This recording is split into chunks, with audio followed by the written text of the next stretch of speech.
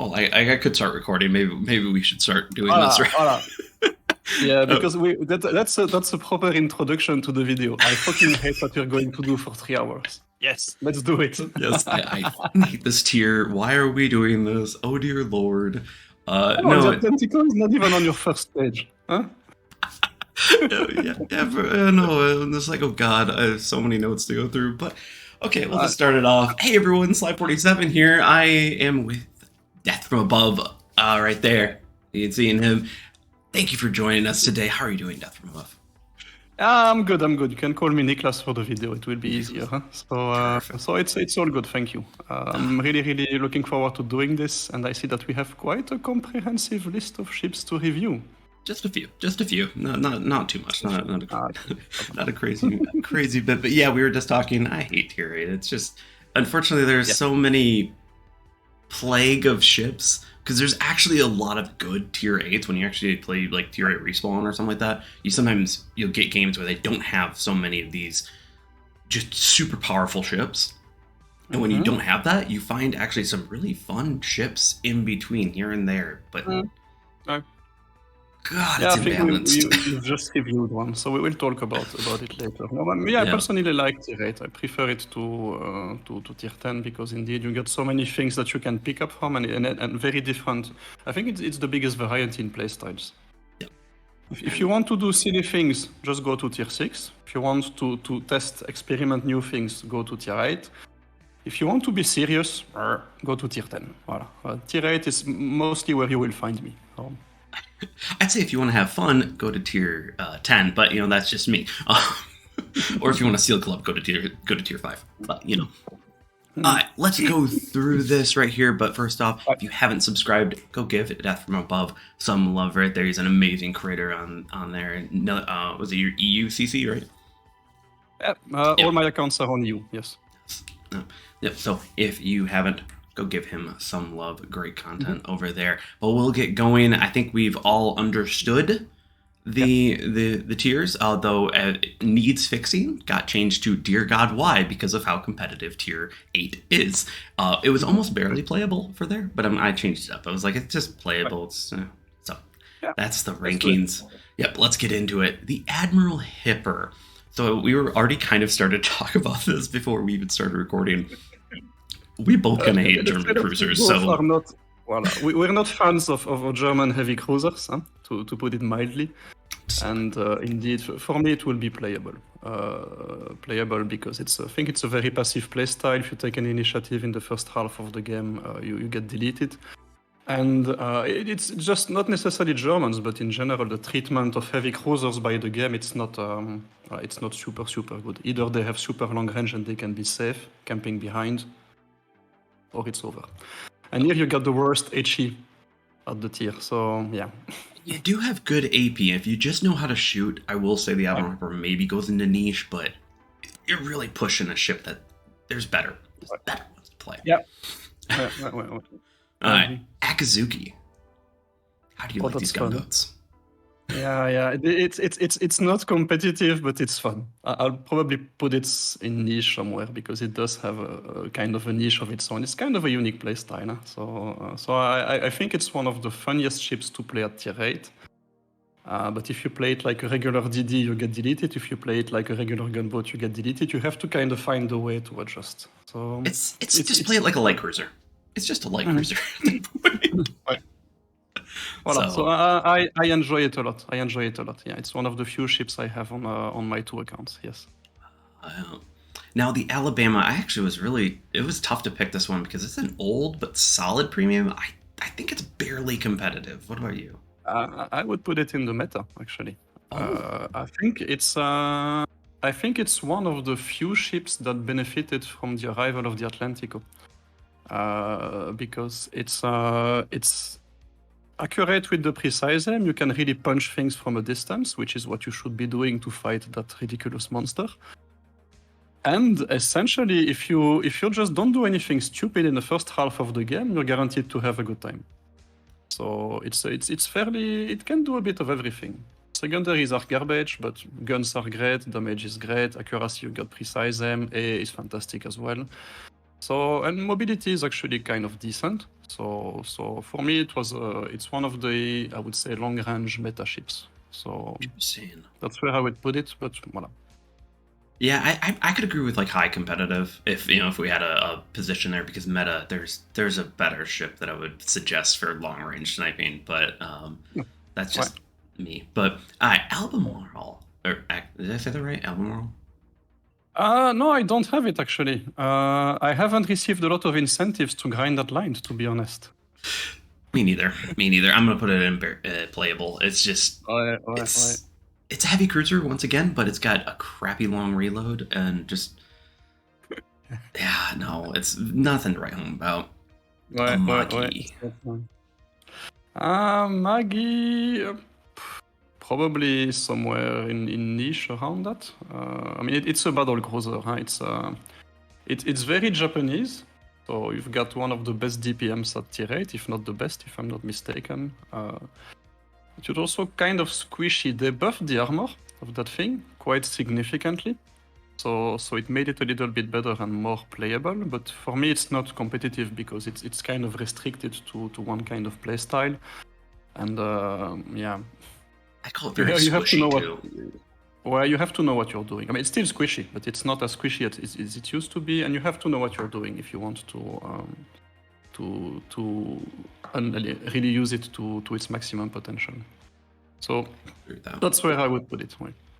Yeah, someone on NA is probably just screaming after scream, because I'm like, I'd put it in playable, but I actually didn't know it had the highest DPM, and if it does, then that's actually, I didn't know that. Yeah, I'm gonna put that in a niche.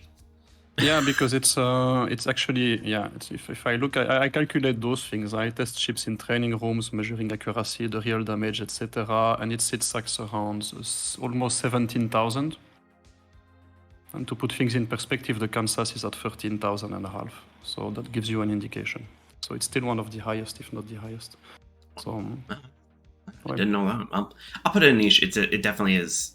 I find that third turret, like, you just citadel the crap out of it. It's so easy. Yeah, you have to show a lot of skin to get your guns on target. Huh? So that's the trade-off that you have to make. So I think it's a well-balanced chip. Nice. And niche is, and remember everyone, niche is a good category. It's just sometimes it's going to work, sometimes it's not. So yep. Amalfi, I'm going to go right into niche on this one. It's a DD hunter. It's good. It's a DD hunter, and it's at a tier where you get more battleships than DDs usually in matchmaking. So yeah, it suffers a bit. It's very matchmaking dependent. I agree with niche. Right? Keep on going, because we got 5 DD games up at tier 10, and Venezias are needed. We need to delete those, or Regolos, whichever one you're feeling. Anhalt, now a new kid. I haven't played it. I'm also a bit suspicious about it, because it's not like we don't have already enough German battleships at tier 8, to be honest. So how many do we have? 5? So I'm not touching it for the moment. So I've played about 2-3 games in it so far. From this recording now, I'll probably have played more, and like that. It's just okay. I think it's definitely more niche though, because it's like its secondaries kind of suck, but its guns and the torpedoes kind of it's a hawk, but German. How many guns does it have? I think it's 5 sets of 3. So so you don't really need secondaries when you can put 15 guns in the face of your opponent. But they are lower caliber, so it's in a battleship game you got to be really careful. And also it does have scout plane, which I kind of found it odd. But it oddly works too. I don't know. It's a unique ship. Maybe they'll move, once we play it more and everything. But that's good. Asashio. I would actually put it in playable, because honestly, it's. I'm hesitating between playable and Dear God why, because hear me out on this. First, it's CV food. That's number one. So it's just when you see that thing, you're in a CV, you're thinking immediately like, okay, I could work with it. And then essentially it can only do one thing, which it does quite well. So it's shooting torpedoes. But tier 4 tier, it doesn't really do anything more than the Yudachi would do, for example. So I'm a big fan of high damage, torpedo damage DDs. I started playing DDs with the Yudachi, so that's where I learned the game. And I actually regret. I purchased it from the shipyard, I think, 2 years ago, and I regret it. To be honest. So yeah. Not because it's inherently bad. It can work in certain circumstances, but it has the limitations of the line. And tier 8 is the tier where you've got the most, I would say, aggressive CVs for DDs. Yeah. So yeah. I was gonna put it in niche because I think it is gonna have those games where it can actually do what it's meant to do. But yeah, you are right. It is CV food. Even if I can hit it, that's saying something. Yeah. So it definitely has its niche. I just don't see the point of buying when you can buy the Udachi, get the exact same experience, pay less money, etc. So voilà. That's kind of. Or just get the Kagura. Inherently, it's not that bad. It's in niche, but in the bigger picture, yeah, get the Udachi. Trust me. Udachi, or the Kagura is a decent tier 8 of Torp boat in general, so you just grind the line like so. There. Let's talk about this piece of crap. But you can put it up there. So voilà. I actually, I played one battle with it. I put it in my stats sheet, and then I said, but that's just retarded.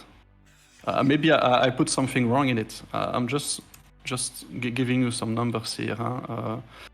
And where is it? Oh, no, it's all towards the end. Secondaries DPM. It's It's just ridiculous. It's just ridiculous.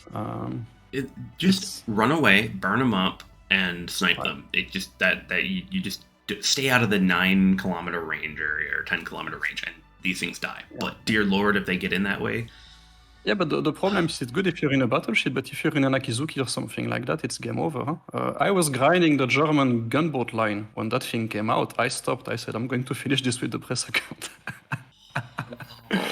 So it's just ridiculous, and and they've kind of addressed. Actually, when I was discussed this with Wargaming when I came to the office, and I suggested nerfing the main guns to the same range as the secondaries to have that kind of a Doom Turtle or something like that. And because the thing is, what they've done is, I think, it's partially addressing the problem. You steal the elephant in the room that has not been addressed. You give something which has just a Benson as auto secondaries and the British heavy cruiser are main secondaries on each side of the ship, because otherwise it's not fun. And then you put it in a blitz pass so it doesn't sit behind the paywall. And you put an epic commander which has the secondary improvement skill in the same blitz pass. You do have to grind that grid. You have to grind that commander all the way up, and that's one of the only ships you can do it besides the Rio now. So it's that's a lot of Atlantico games. Yeah, it's ridiculous. The Atlantico's insane. Let's talk about a more balanced ship, the August von Parzival. Where? First of all, I would put it in meta. To be honest, if you ask me for CVs, every single one of them is going to end up either in meta or competitive because they're all overpowered. Voilà. As of tier 7. And the amount of influence you can have as a CV player in a game, it's completely disproportionate to your skill level. Just when I look at my stats in CV and in other classes, there's no comparison, and this one, it's actually kind of fun. If it's the Graf Zeppelin for dummies. You don't have to focus on your secondaries. You can actually kite with it, because if you turn the ship just a bit sideways, you get all your guns on target. If you face to your target, you only get half of your secondaries. And I've brawled Bismarcks with that thing. I have too. So I love this ship. I want a black version of it, just with just a black after F7, but tier 8. I think it's very, very fun. It's in terms of damage potential, it's very decent, and it requires a good balance of aggressiveness and I would say plane management to function very well. But I think it's a good ship. It's a good line. It's a good ship. It's probably the most balanced tier 8 one, at least, because typically you will find them near the front line. They're actually doing something for the team. You're not backing up in these, and then on top of it, you don't deal with fires from them. So it's like, okay, hey, you get bombed, but it's not 3 fires. I just repaired. But yeah, no, I'd probably say competitive, but I agree. Carriers are just there are much stronger CVs at tier 8, so we can put it in competitive, and I will put the real tournament ones at meta then. Okay. So okay. All right, now on to the Bs. We're moving over to B. So Bayard. Bayard. For me, I take competitive. Yes, Slai. It's Bayard. Bayard. We're going to improve your pronunciation on these things. Oh, Sai was doing it last week too. He was like, yes, Proiben was it? Oh, la, la, la. Yeah. You might as well shit on their national dish. Oh, this is why I do collabs. Yeah, I was laughing in my car. I could not stop. Bayard, it's a tier 8 de grass with an extra turret. So you get all the squishiness, but you get an insane amount of fires and you get rapid reload. So if you know what you're doing, it's certainly competitive. If you're a new cruiser player, don't start with this one. No, you will get deleted at max range because you didn't do it. But Roma will delete you in 15 seconds, no problem. So yeah, it's fine in competitive. Right. Oh yeah. Belfast 43. I think just because it's a Belfast. I don't know. I'm hesitating on this. I would put it somewhere between meta and competitive because indeed it's a Belfast with all its advantages and disadvantages. And you get the complete toolkit to kill DDs, to radar. You get a second radar, I think. But the HE, the AP at tier 8 was at tier 7 was okay. At tier 8, it's not really cutting it anymore. You're meeting a lot more battleships at tier 8. The HE is still fairly average to mediocre. So it's not as dominant in tier 8 as it was at tier 7, to be fair. They've addressed, I think, they kind of tried to address the main issue with the Belfast, which it doesn't have any burst damage, doesn't have any torpedoes or any way to get out of complicated situations. But yeah, 3 torpedoes, it's not, So, but it's somewhere between meta and competitive for me, so I'm fine with either. Yeah, I agree. It's definitely a low meta for me. It's not. Same thing with the Belfast as you just said. It's just not as dominant at tier 7 in its tier 8 form. So, dominant in tier 8 is. Yeah, you guys get it. Certainly not bad, but Yeah, Benson. For me, I'm just gonna go right into there. Oh, that's interesting. I would put it actually in competitive. Competitive because it's very American. It does everything that you want in a DD. If it had guns that could hit any DD further away than 6 or 7 kilometers, it would be much higher on the list. But the torpedo burst damage, it's ridiculously high on that thing. So it's actually pretty high. Maneuverability is good. You get all the toolkits. You get everything you need. Just to put things in perspective, torpedo burst damage on the Benson, it's actually on par with the Kagero. So it's a fairly decent ship, and the torpedo DPM is actually higher than the Kagero. So if Kagero is your benchmark for torpedo damage, there you go. All right. And you get 2 smokes, huh? You get 2 smokes as well. It's not bad, but concretely, it's just the guns that are, I love gunboats. Like that's why I was like, this is until the gearing. Really, this line I didn't find enjoyable. So, okay. I think it's one of the most. Well, it's one of the most competitive, interesting playstyles as well because you're always firing. You're always pushing that button to so it's one of the most attractive playstyle, I think. It's the complete playstyle for a DD. Yeah, so I like it. It does everything. It does everything well except for the guns. Right? Yep. Now the Bismarck. Yes, I think it's my most featured ship on the channel. Where are you going to put it? I will put it at competitive because it's. It can handle everything you throw at it, except the ship that's right above it on the meta. It's probably the one that suffered the most with the introduction of the Atlantico, along with Odin. But long range, it's fine. Mid range, it's fine. Short range, it's fine. It can do everything. It's incredibly tanky. I had a game, I think 2 days ago, where I blocked the flank for like 5 minutes, 3 battleships in front of me. Rest of the team deleted and came like that. So it's just. You're the rock and hard place. Voila. So I think it's probably the last tier where you can actually brawl in the way that you do it with the Bismarck. Tier 9 and 10 becomes a bit more complicated. So Yeah, a lot so more yeah, map it's push. still fairly solid. So Tell me. yeah, no, Bismarck is just especially after the buffs when the okay, I gotta make sure I say these right. The Grosser occur first and the Frederick de Gross, right? Yeah. Friedrich der Große. Yeah. Yeah, Frederick de Grosse. Once those Your buffs first happened a thing, while back, everybody. the Bismarck kind of came into its own where it's just good. It's a good amount of tank, good amount of guns. Yeah. Doesn't really do anything incredibly well, but because it just does everything decent, good ship. And the health, rock and hard places. You just demonstrated with the 3 battleships that you can tank. Now we go on to Borodino. What do you think? I haven't played it. I haven't played it, to be honest. So I should. You? Yeah, It's I so should. good. Yeah, I should. I know I should. Good. Oh my god, you're gonna love it. It's just a better Richie. I hate to say that. I love the Richie, but this thing is just. Richie, if not my favorite, is one of my favorites. So I know it's on the to-do list somewhere. But yeah, it's time, right? Who's got it? No, it's the thing is I always test battleships in training rooms before, so I can get good ideas of damage, accuracy, armor, etc. And I simply don't have the time to test them all. So this one is on the 2 test list. I just finished retesting all the tier 10s.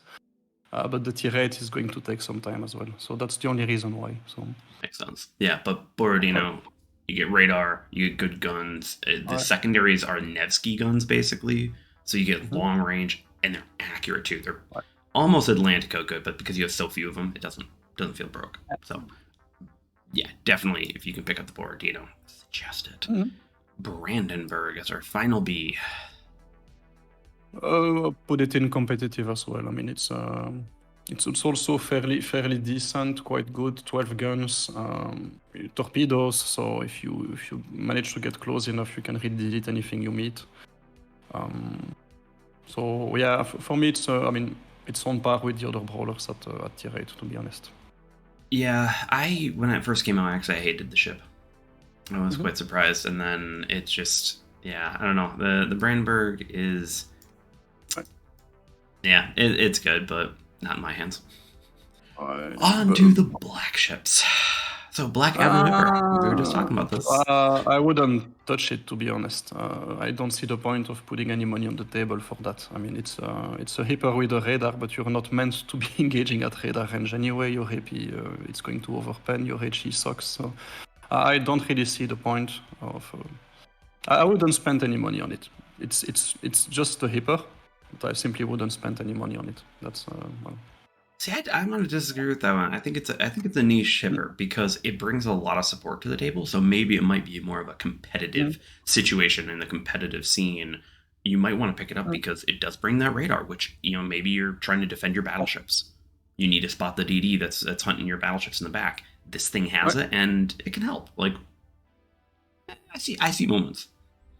Yeah, but usually in that thing, if you're between battleships and DDs, you usually don't last very. You have to be careful with it. So no, not a fan of it. Never said I was a fan of it. You can leave it in this. That's fine. Black Amagi.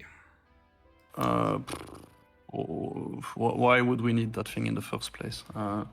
If they had done it like the Black Bismarck with Rapid Reload 2, yes. But Rapid Reload 1, I'm not trading Precise M for Rapid Reload 1, to be honest. So yeah, no, not on a ship like an Amagi who has accuracy issues and has 10 guns. The problem is if you get those 10 guns on target, you're destroying everything.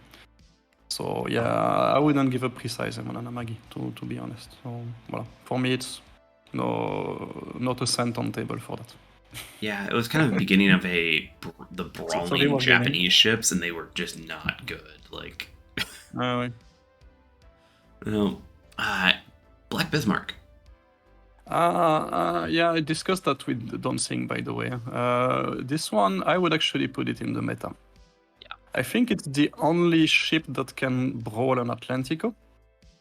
The only problem I have with the Black Bismarck It's I could not test it, not at least not in a real 1v1. I've had many encounters with Atlanticos, but not really 1v1. The only problem I have with it is it's a press account ship typically, because your Reaper, that's what makes Brandburg, Odin, etc. quite nice. You can just simply put Reaper on it, Scharnhorst, etc. It's the same commander. You're never going to have a dedicated Reaper for that thing. And therefore, it's never going to be as, not as good, but when I play it on the press account, it's just completely huge. It's very good. But on my regular account, I haven't bought it, to be honest, because I don't simply have a commander to do it justice. And maybe on my second account there, I have another Reaper, which is more spec'd for, But on my main account, it's sad, because it's a very good ship. Oh, it is a really good ship. My biggest problem is I keep on getting those games where I'm having to be the rock in the hard place. And yeah, I can get good damage, but I'm not winning because my team isn't doing the full thing and going around. So it's just my numbers on this. Like Bismarck, probably the only counter to Atlantico that still exists. And that's a you have to be very good. And the Atlantico is just stupid powerful. Black Shipayev. Well, we haven't reviewed the Chappie yet, but it wasn't buffed the way the Chappie was buffed. So for me, we're not going to anticipate on Chapayev, but I would put it somewhere between niche and competitive. It's still a good ship, but it hasn't received the radar. So it's a good ship. It definitely comes down to, do you want damage or do you want support? And that's the whole thing. That's why I would be like, I'm going to put it in niche. I want that because it's sometimes you're going to want that, and sometimes it's the Moskva versus Stalingrad argument again, Right. No, I agree. Yep. Black Charles Martel. Can I do this right there? It's just it's just the perfect combination of arguments that do not go together. So bad. It's just the opposite of the playstyle of the French line, and then you kind of turning it into a sniper with precise aim, but you give him 6 engine speed, so you can just snipe very fast, I guess. Yeah. No, I don't see the point. Just don't buy the Black Charles Martel. Oh my god. Don't spend any money at all. Carbon copy time. You might not want to spend any money on this one either, because if I'm not mistaken, when they buffed the AP pen of all the British light cruisers, they didn't touch this one. So it's the black version of an excellent ship. But you can look in the patch notes, it was not adjusted. So usually they tell you if they adjust it on a black chip. So if they did, it's just it's a lazy Edinburgh, because it's just, I think, 1% more HP, 1% more damage. Yeah. But for the rest, it completely changes the ship. But for the rest, it's still a good ship. But would I spend any money on it? Well, not anymore. I bought it before they... I put it in niche. This is literally, do you want a black Edinburgh? Do you want a premium Edinburgh? That's basically it. There is no changes. So, no, just... Do you want a premium worst Edinburgh? That's the question. Yeah. Well, how much do you love BT? I love Edinburgh. It's a fun class, but it's only because of BT. But Black Gascon. Oh yeah, it's definitely a better Gascogne. It's the precise aim and rapid reload combination that's making it very good. So yeah, it's for me it's a good ship, and definitely above Gascogne. So we're kind of anticipating here, but yeah. Yeah, I'd say it's competitive, just the Roma treatment. The problem it suffers from is that there is another French battleship at tier 8, which is kind of dwarfing all the others. So yeah, that is true. All right. Black can't talk this morning. I put it in competitive. I would put it in competitive because it's a minor improvement over the... If I'm not mistaken, it's a better fire chance, and that's about it. And that's a load of bullshit. No, we do not need any more fire chance. We do not need more fire chance. Oh, but I mean, it's. I think it was... Let me check, because I don't know everything by heart. Buff AA1. The dive bombers, the fire chance was already reasonable on Implacable. So it was like 1 fire per minute, which is on par, a bit better than Shokaku, better than Shkalov, and a little bit, well, of course, below the Americans.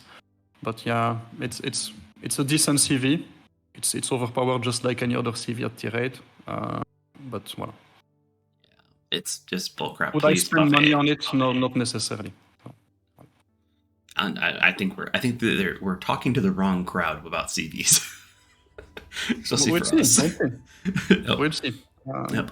Black Kansas. Now, I'd like to know where you're going to put this because I had a hard time placing this. So it's the Kansas with the scout plane. And rapid reload, isn't it? So that way you can get 2 off. Let me check because I'm not sure about that. It's only rapid reload. It's just so you can get 2 salvos. Yeah, you're getting scout plane and rapid reload. Yeah. Well, you can use your American commanders from the other lines on it, so that's good. Would I pay money for it? No, because I don't like the Kansas. It's just not my kind of ships and playstyle. So I have strong bias against it. So I'm going to let you place it. I enjoyed it. I think it's competitive. It's just I find tier 8 commonly you will run into the situations where the speed isn't a big issue with the kind of the Vermont situation of just sometimes the battle can run away from you. But the Kansas, I find tier 8 just generally tends to be a sniper match. So this thing is a good sniper. So right. Okay, fine. No. Right. Lexington. Off competitive as well. So. No, I wanted to put it in. Dear God, why? No. That's what I thought the first time I played it, like some 3-4 years ago.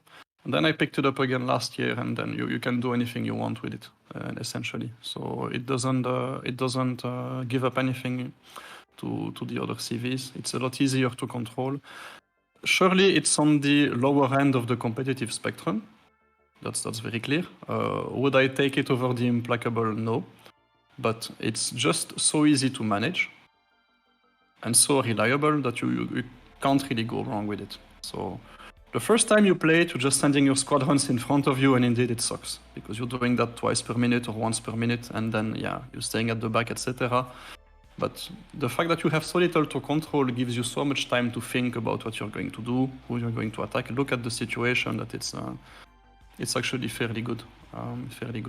And then again, it's a CV, so you can attack any ship on the map, you can scout anywhere you want, you get an unlimited amount of plane, you can never deplane those things.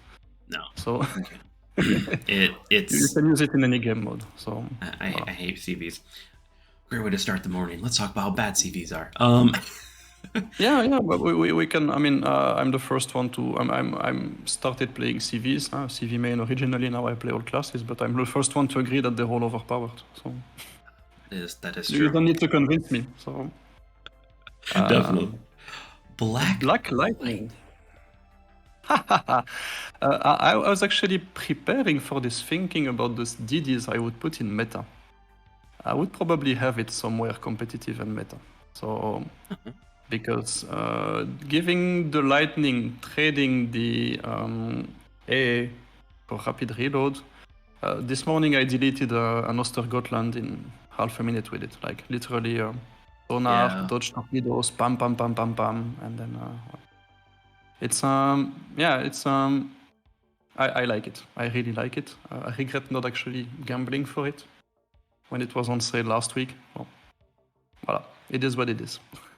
Yeah, I'd put it in competitive. Then again, I'm not the biggest fan of Lightning in general. I don't know, it just didn't work for me. But overall, I'd say it's a very competitive, very strong ship, almost meta, almost with that rapid reload. But Black Monarch. I love this ship. It's going right into competitive though. Black Monarch. Okay, that's interesting. I would put it in Dear God Why, to be honest, or in playable, because how dare you? The Monarch is just excellent. In terms of Tech 3 battleships, that's probably the best ones. We're anticipating a bit. So I don't think we needed a black version of it in the first place. And what does it get? It gets smoke for rapid reload 1, something like that? Yeah, which so in reality... the only weakness of the Monarch, it's your short-range performance, because your secondaries are garbage, and for rapid reload 2, I tend to save it for those engagements. And now you're giving me rapid reload 1 instead. Okay. More of And the them. smoke. You're trying to conceal a cathedral into a smoke screen. So yeah, good luck with that. Well, maybe I'm biased. I wouldn't pay anything for it because I have the Monarch. I stopped grinding the line there. That's what I recommend everybody does as well. And then Pretty much. I'm very happy with the Monarch. Yeah, But I just like the it's Monarch not bad. class. It's certainly not bad, and it certainly deserves to be competitive because the Monarch is competitive. The question is, why would you pay for it? I don't know. I just like the Monarch, and I want to be able to use Nelson on it. Okay. Then you have a good reason. Yeah, I just love the Black Monarch. Maybe I'm biased, so maybe follow Nix up there. It's definitely competitive. It's definitely competitive.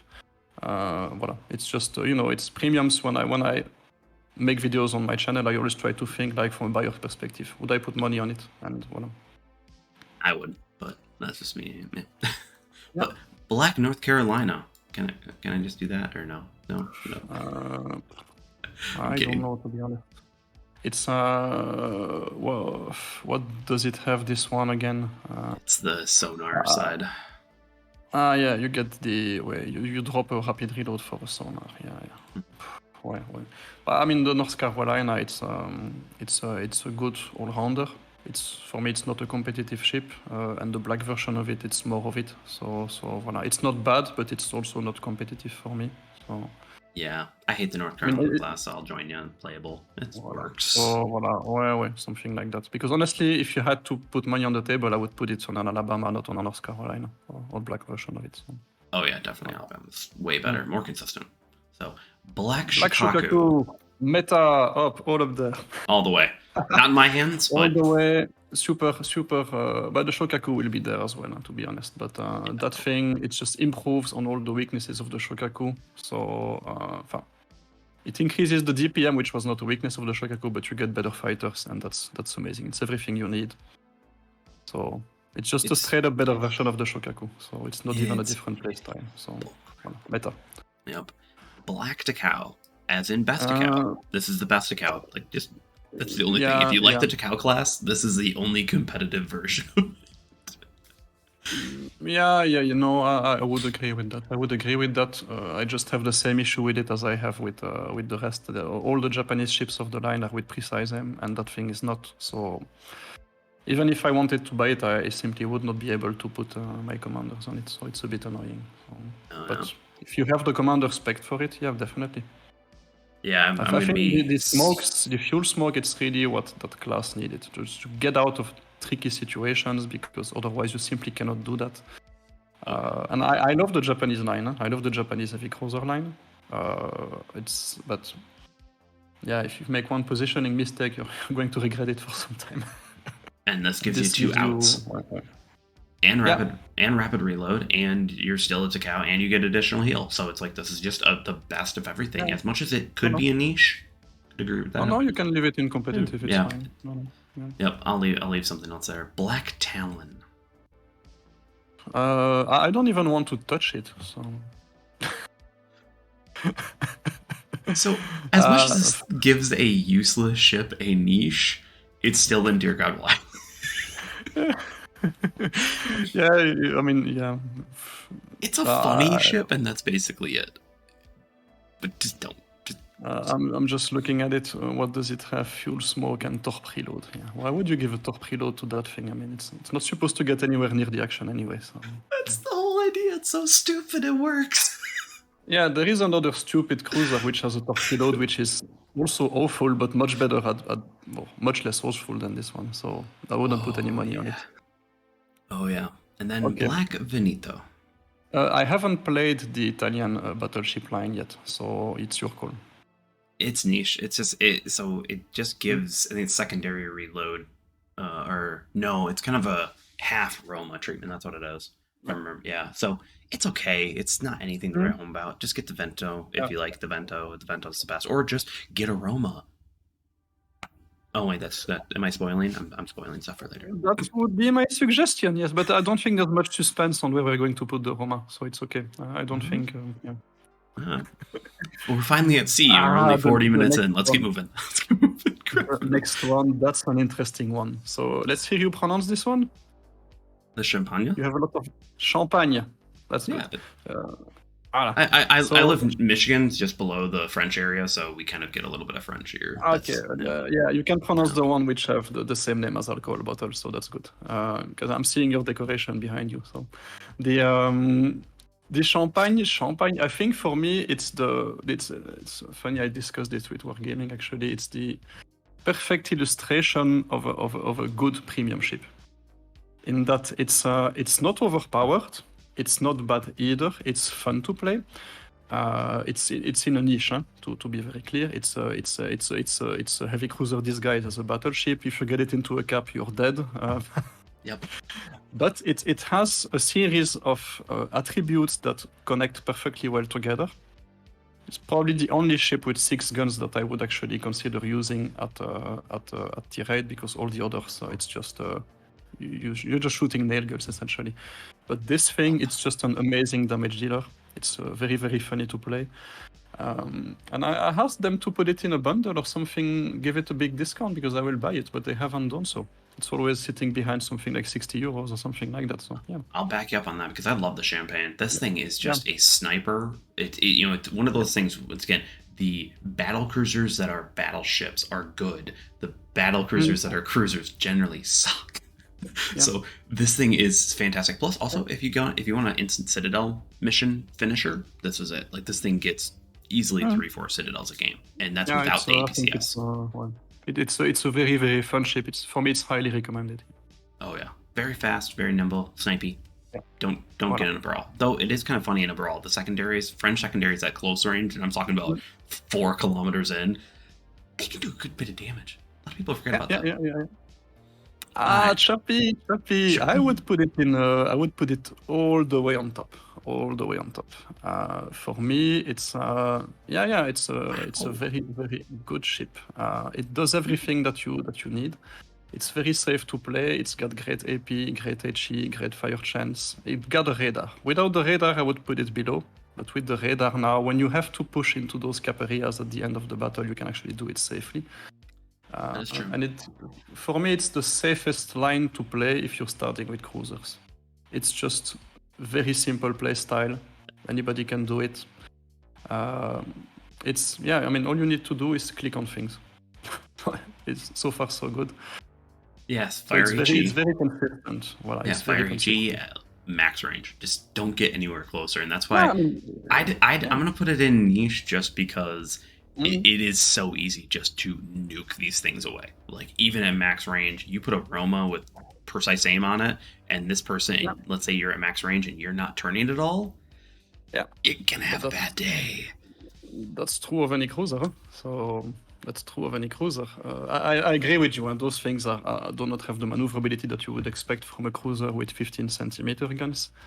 But they make up for it, honestly. The accuracy, I mean, if you want to snipe DDs at 12 kilometers, this is the ship to do it. Huh? So you don't actually physically need to get into caps. If your DD shows broadside at 12 kimeters, press the magic button. And so I agree. I love it. I just think in the overall meta, I can't. I don't agree with that. I don't. But I love it. I do love the Chappie. It's just not. Can we agree on competitive? Because you're hurting me, putting that below the black shop. Okay. I'll agree with that. We'll compromise. I like that. Charles Martel. Charles Martel. That's a tough one. I'll probably put it somewhere in niche. I don't know what you were thinking, because it kind of fits the overall playstyle of the French line. It's not great, it's not bad either. It's decently fast, rapid reload is fine with it.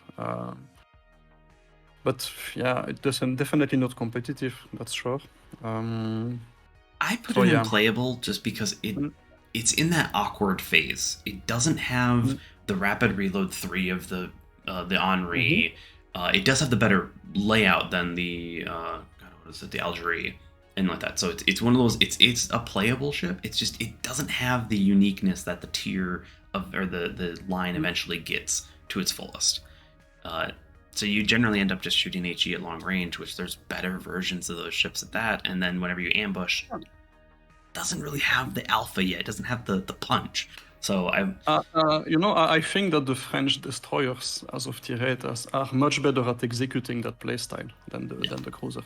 So that's my pick would be on the French destroyers, not on this.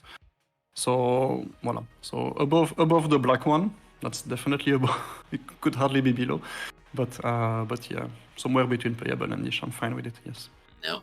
Cherbourg. Cherbourg. Cherbourg. Yeah, I've reviewed it a couple of times. Full disclaimer, I like it. I'm probably the only one, but it's for me it worked very well. It's just I was a bit surprised when we had the last update that they only buffed the accuracy of Marseille. Because that thing, it's just like shooting a Kalashnikov or throwing potatoes at something. It's very frustrating at some point. So it's very, very frustrating. So, but I love it. It can handle scenarios that Richie cannot take, and vice versa. It's just that Richelieu, which has kind of a similar gimmick, is more suited to the meta of tier 8 than Cherbourg is. So for me, that's the thing. So for me, I would put it in niche, but still pray that Wargaming gives it an accuracy buff. But it's definitely, I mean, the fact that you get rapid reload too, it lets you switch ammo types very easily. You can delete destroyers super easily with that thing. If they YOLO you, they're dead. But the AA is garbage, the secondaries are garbage, the accuracy is garbage. Yeah. That's why I'm gonna go into playable. I didn't mind the ship actually when I was grinding it. I actually ground it after the Atlantico nerf, so that was kind of nice. Didn't have to deal with too many of those, but at the same time, it's just the accuracy. I've got a video where literally at 4 kilometers I split on a DD. The rounds just went on either side. I'm like, are you me? Yeah. So it's like it's sometimes it works, sometimes it doesn't, but it's definitely more doesn't. So. No, yeah. I agree. Okay, Cheshire. Perfect. Awesome. Are we done? Before that, I would have put it... I mean, it just doesn't deal enough damage for me. It has the full support playstyle, but they just introduced the Belfast 43, and I just don't see the point of playing this. I mean, you get better AA, yes, but okay. You're not going to stop a CV anyway, and if they want you dead, you're dead anyway. So. No, it's just not good at all. So few, and for fun fact, this was actually the one that won, shipped this event for the Cheshire. This was the one that started all of my actual live videos instead of just streaming. Okay. So, I have a horrible history with this. Shokolov. I said all the CVs would be overpowered, but I forgot this one actually. I'll help you out with this one. Just gonna help you out with that one.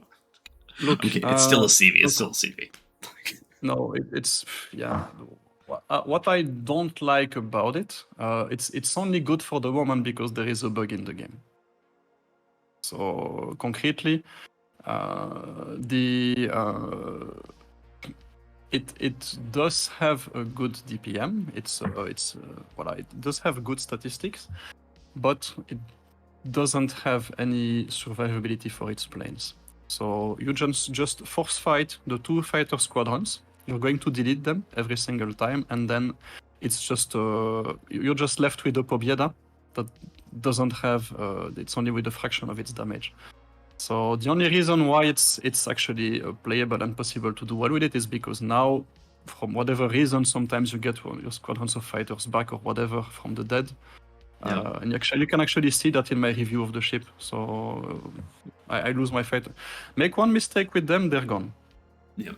And then you just need to... So if you're facing someone who has a vague idea of what he's doing, then there's not a lot you can do in the Shkalov, I'm afraid. So yeah. Yeah. I was not a fan of it, to be honest. I was not a fan of it. And it doesn't compensate with being overly aggressive like the Nahimova, for example. So yeah, that's kind of my beef with that thing. Where would you put it though? No. Playable?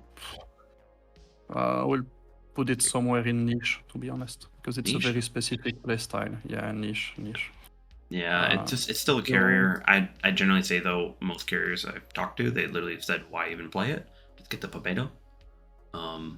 But Yes, but that would be my take as well. But it still can scout anything on the map, can strike anything anywhere on the map. I mean, it's just and Still without taking carrier. any risk. It's still a carrier. Yes, It's still a carrier. it's still a Okay. carrier. So voilà. Cleveland. I love this Cleveland, ship. yeah, why don't you put it in meta? That's interesting because that's where I would put it. I think it's for me it's the not the perfect cruiser because you have to know what you're doing, but it's a very solid all-rounder. It's got the complete support package, and you can handle every situation that's thrown at you. So I agree with I that. think it's the complete package. CVs, they will tend to leave you alone. DDs, use your radar. Just get spotted, use your radar and destroy them. Cruisers, use your AP, you'll be fine. And if they're too far away, just retreat. And then battleships, find the nearest island near you and then trash can them. So yeah, I agree with that. as well. Unfortunately, at range, which tier 8 you're generally shooting at range, you have to be good with these arcs. The arcs suck on this thing. I love it, and I really would love to put it in meta, but unfortunately, it just those arcs kill it. It's a really, really high competitive, if not low meta. I can agree with that. But just if you were running into a Belfast 43, Atlantico, Borodino, any of these ships, the Cleveland's gonna suffer a little bit. So it's just until you find an island. No. So Congress, I haven't played it. No, that's the cruiser. No, it's the Constellation I haven't played. Congress, that's the cruiser with the 305mm guns. That's it. Yeah, it's the Alaska tier 8. Yeah, it's the Alaska that's missing a turret. Huh? I think we. Missing 2 turrets. Yeah, I think. Yeah, or 2 guns. Yeah, 2 guns. Yeah, no, it is just arguably. It's the buffs helped it. It would have been in Dear God Why without the buffs. But it's playable now. Constellation. It doesn't fit any skill set for American cruiser commanders as well, so it's a bit annoying. So it still needs a buff too. Its AP pen is horrendous. Yeah. No, fine. Constellation, I don't know. You don't know? I like this ship, but just don't. It's a massive ship, and you get hit, and you have no armor. It is a Kansas that's going 29 knots, so it's fast, but it's also the size of a freaking school bus. Its guns are good, but it definitely looks like one, and they haven't given it a camo. But no. It does really. Yeah, but if you're running into anything above this, you're getting dumpstered immediately. Like the Constellation does not. That's correct. I think the next one is much more interesting. Where would you put this one? Because so far we could never agree on a single DD, I think. So I actually have a really hard time pushing this because it is a very specific playstyle. But if you know the very specific playstyle, it's borderline meta. But I'm gonna go in competitive. I would put it in meta. You would? Okay. I would put it in meta. I could agree with that. I could. Hear me out. Yes, as a torpedo boat, it sucks, but as a gunboat, it's amazing and it's virtually unkillable. So pretty much, it's just one of these stupid cockroaches that keeps coming back. I mean, why? I mean, why did they give him 6 smokes? You can hardly use your 4 smokes on the other DDs. I don't think I've ever used the 6 ones in a game, to be honest. I don't remember using all the 6 smokes in a game. I did one game and I did like 120k that game. I remember that's like my only game in the Cossack that actually I did amazing. Like I was surprised. But yeah, no, Cossack's fantastic. Absolutely. Cross of Dorn. Cross of Dawn, I don't even want to talk about those virtual ships or whatever. Because I completely disagree with the idea of putting that kind of fantasy ships in the game. It's just, if you've played World of Tanks Blitz and you've seen those smashers and stupid annihilators and what Draculas and etc. It's just taking us down that slope, and I think we should resist it with all of our might and heart and courage. I like it. Actually, no. Cross of Dorn is the Odin, right? Yeah. So that one's It's at least... the Odin. Ouais. Yeah, at least that's neat. Wait, because I'm now remembering this. I was like, the other ones I put in... Yeah, I want to mark this because it's still an Odin. It's still an Odin. Yeah. Yeah, I haven't touched it, so voilà. Yeah. I haven't touched any of them. So Have you played the Odin? You've played the Cross Adorn. Basically, it's just you get a different skill, which is kind of fun. I'll take that. Sorry about that. I was like, wait, crap. This is me going through all my notes. All of a sudden, I'm like, crap, I'm off. Okay, so all right, let's go to the only D ship, but the only Scourge. DZP. So full disclosure, I actually bought it after I bought it, and then I watched your review. I completely agree with you on this one. I think it's you. I'm not doing it justice at the moment. I'm not doing it justice. I haven't taken enough time to learn the airstrike mechanics, to exploit them the way you should, because I've played it a couple of times, but not really doing it justice. I see the potential, but if you're playing it like a regular cruiser, it just sucks. So you really have to find and learn how to use those things. I haven't touched the Dutch line yet. I'm waiting for the legendary commander to come on sale, the Michiel de Ruyter. So then I can actually buy it and then do the whole line with it. Did they fix De Ruyter? Sorry?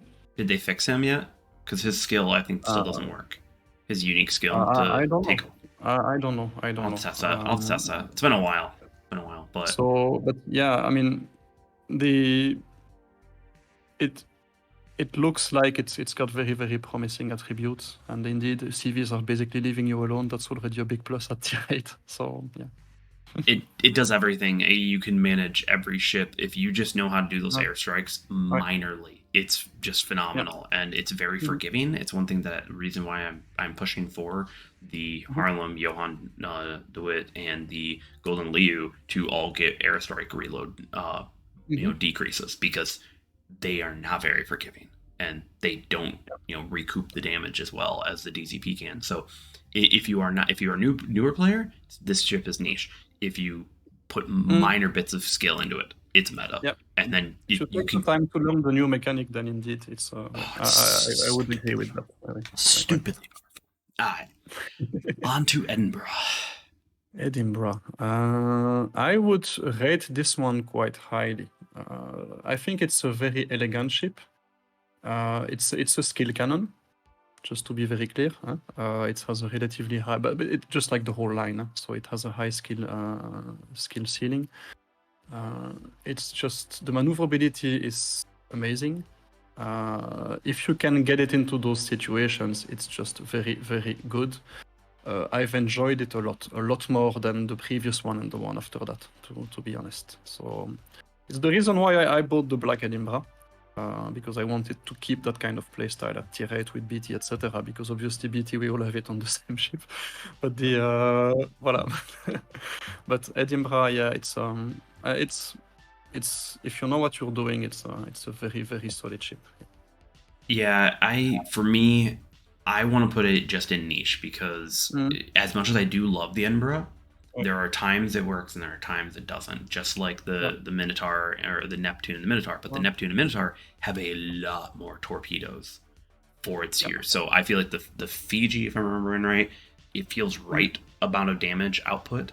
Edinburgh feels like it's just a little bit lagged behind, and then you finally get to the Neptune, and now you have a crap load of firepower, so you can get yourself out of the situations where the Edinburgh, it's in that awkward tier right there. It's just not quite there, but it is fun though. It is fun. Great for DD hunting, very maneuverable.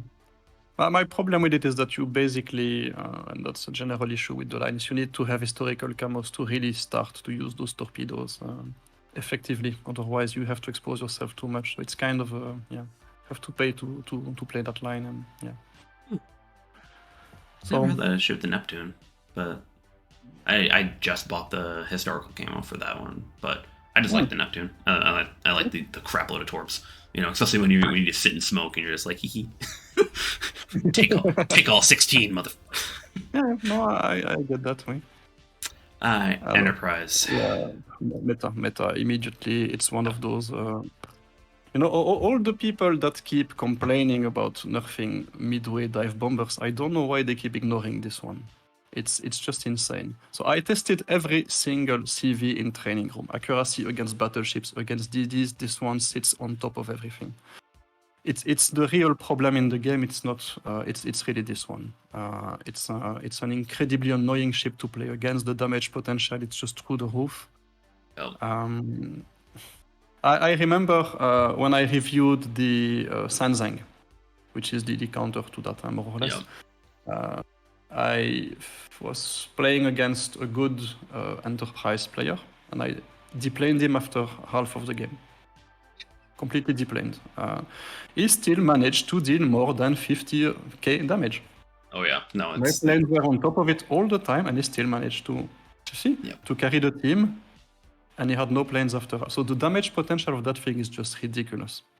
Yeah, I'll agree. I think a lot of people are sleeping on the Enterprise, and they're forgetting that. You know, because midway, I actually just put up a clip yesterday or something like that of what was it? My Delny took almost a 10k hit and triple fire from a midway. I was like, thanks, love you too.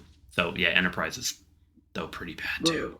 The problem that you have with the midway is that the midway is completely inconsistent in terms of it's the most inconsistent ship in terms of dive bomber performance. So concretely, you will have phases where half of them will hit, and phases where one of them will hit. The opposite is the Indomitable. The Indomitable is incredibly consistent. Yeah. You're always going to get the same amount of hits per wave. The Enterprise is second in terms of consistency. It's a very, very dangerous ship against every single target. So DDs are not safe from that thing at all. So yeah. Buffet A1. Just keep on saying that. Buff AA on every single ship below tier 10. Yes. Yep. I don't know how many times we've asked for this. All tiers. Come on. I think tier 10 is fine, but yeah. How many times have we asked for an AA buff overall? I think we lost count at over 100. Yeah. Even the CV players are asking for it, so yeah, that's telling you something. I mean, it is what it is. So if you can't beat them, join them. So voilà. No. I'm gonna keep on fighting them. Fenyang, that's the payable Akizuki with the torpedo or something like that. Is that this one? Yeah, deep water torpedoes with insanely accurate Akizuki with deep waters. That's what it is. Yeah, but it doesn't have the torpedo, so you have that lame torpedo DPM. So I did not enjoy this one. For me, it's playable, but if you're into boats that use their guns and have a low torpedo damage, I think there are better candidates, one of which we've just reviewed. So I wouldn't pay for it. It is oddly accurate, though. Man, those things are mortars. They land right on target. It's kind of, it's unique at least. I gotta give it that, but better ones. Flandre. I put it in niche, to be honest. Because it does have its niche. If you're looking for a French battleship that looks and plays like a traditional battleship, you have it. That's a niche. It's the only normal battleship of the line. All the others are a bit weird. This one, it's the tradition. I'm gonna bump it just barely into competitive though, because that is a good playstyle. It's fun. Not bad. It's not bad, really, and it's a French Alabama. The French Alabama. I think, but it's 38 centimeters gun, no? Is it? I don't remember. I'd say similar playstyle. It's a similar playstyle, but it's not as good as executing, but I agree that it's much better at short range. And if I'm not mistaken, the auto-secondaries are among the best at tier 8. I remember reviewing it. Quite a lot of damage. Yeah, French secondaries are nuts. Yeah, it's actually better than Odin in terms of DPM, the auto secondaries. So that's telling you something about the performance of that thing at short range. So yeah. Yeah, it's to have a normal battleship for the French line. I enjoy it. It's just a standard good ship. There's nothing really wrong with that. No, there's nothing wrong with it. Technically niche because you are right. It's kind of a French, just regular, but I'd say that's good enough to bump that up. Right. Oh, Gascan. What do we have? Gascogne. I will. Probably niche, because I cannot put it in the same bracket as the Black Gascogne. It's definitely inferior for me. And typically, the first time I grinded the line, I sucked at it, and then I picked it up a few years later when I knew what I was doing, and then I absolutely shined in it. So you have to know what you're doing, how to engage, disengage, where to engage, and then I think it's a very rewarding playstyle. But when you look at the hard stats of all the ships at tier 8, this one is definitely on the lower end in terms of DPM, survivability, etc. So yeah. Yeah, I like it, but it's going to have games where it works, games where it doesn't. But the Black Gascon's just way better because of that. Yeah. Because of that stupidly good combo, yeah. Oh, yeah. And you can use any French commander on the Black Gascogne, by the way, because of that stupid combo. So. Alors, this one, the Gustav. Oh, fuck. Gustav, Julius, Marker. Dear God, why? Dear God, why? I grinded that thing during the Atlantico meta, and I had to stop it because it was borderline unplayable. That sounds like me with my Z52. I ground it, or I finally bought it right as the Malta meta happened. I mean, it's the thing is, I don't understand why Wargaming gave them such a subpar torpedo performance. It's really like the first mine-laying ship line. So I don't see the point. I really don't see the point. And I have some footage where you almost have to shoot across the map to hit an Amagi. And the guy just keeps driving in a straight line, sailing in a straight line, and then he hits half of the torpedoes. So, because Yeah, they're so slow. But yeah, no, Gustav also it's in that awkward tier because the Felix is really good. I enjoy the Felix. I enjoy the Elbing, but it's just... Yeah, it's what we say in French, the road to hell is paved with good intentions. Well, here it's the road to the Elbing is paved with hell. So... Helping is really good. It's really, really good, but I just don't feel like putting the effort to go through that thing in the next one. So. Yeah, no. Felix is fun. Elbing is unique.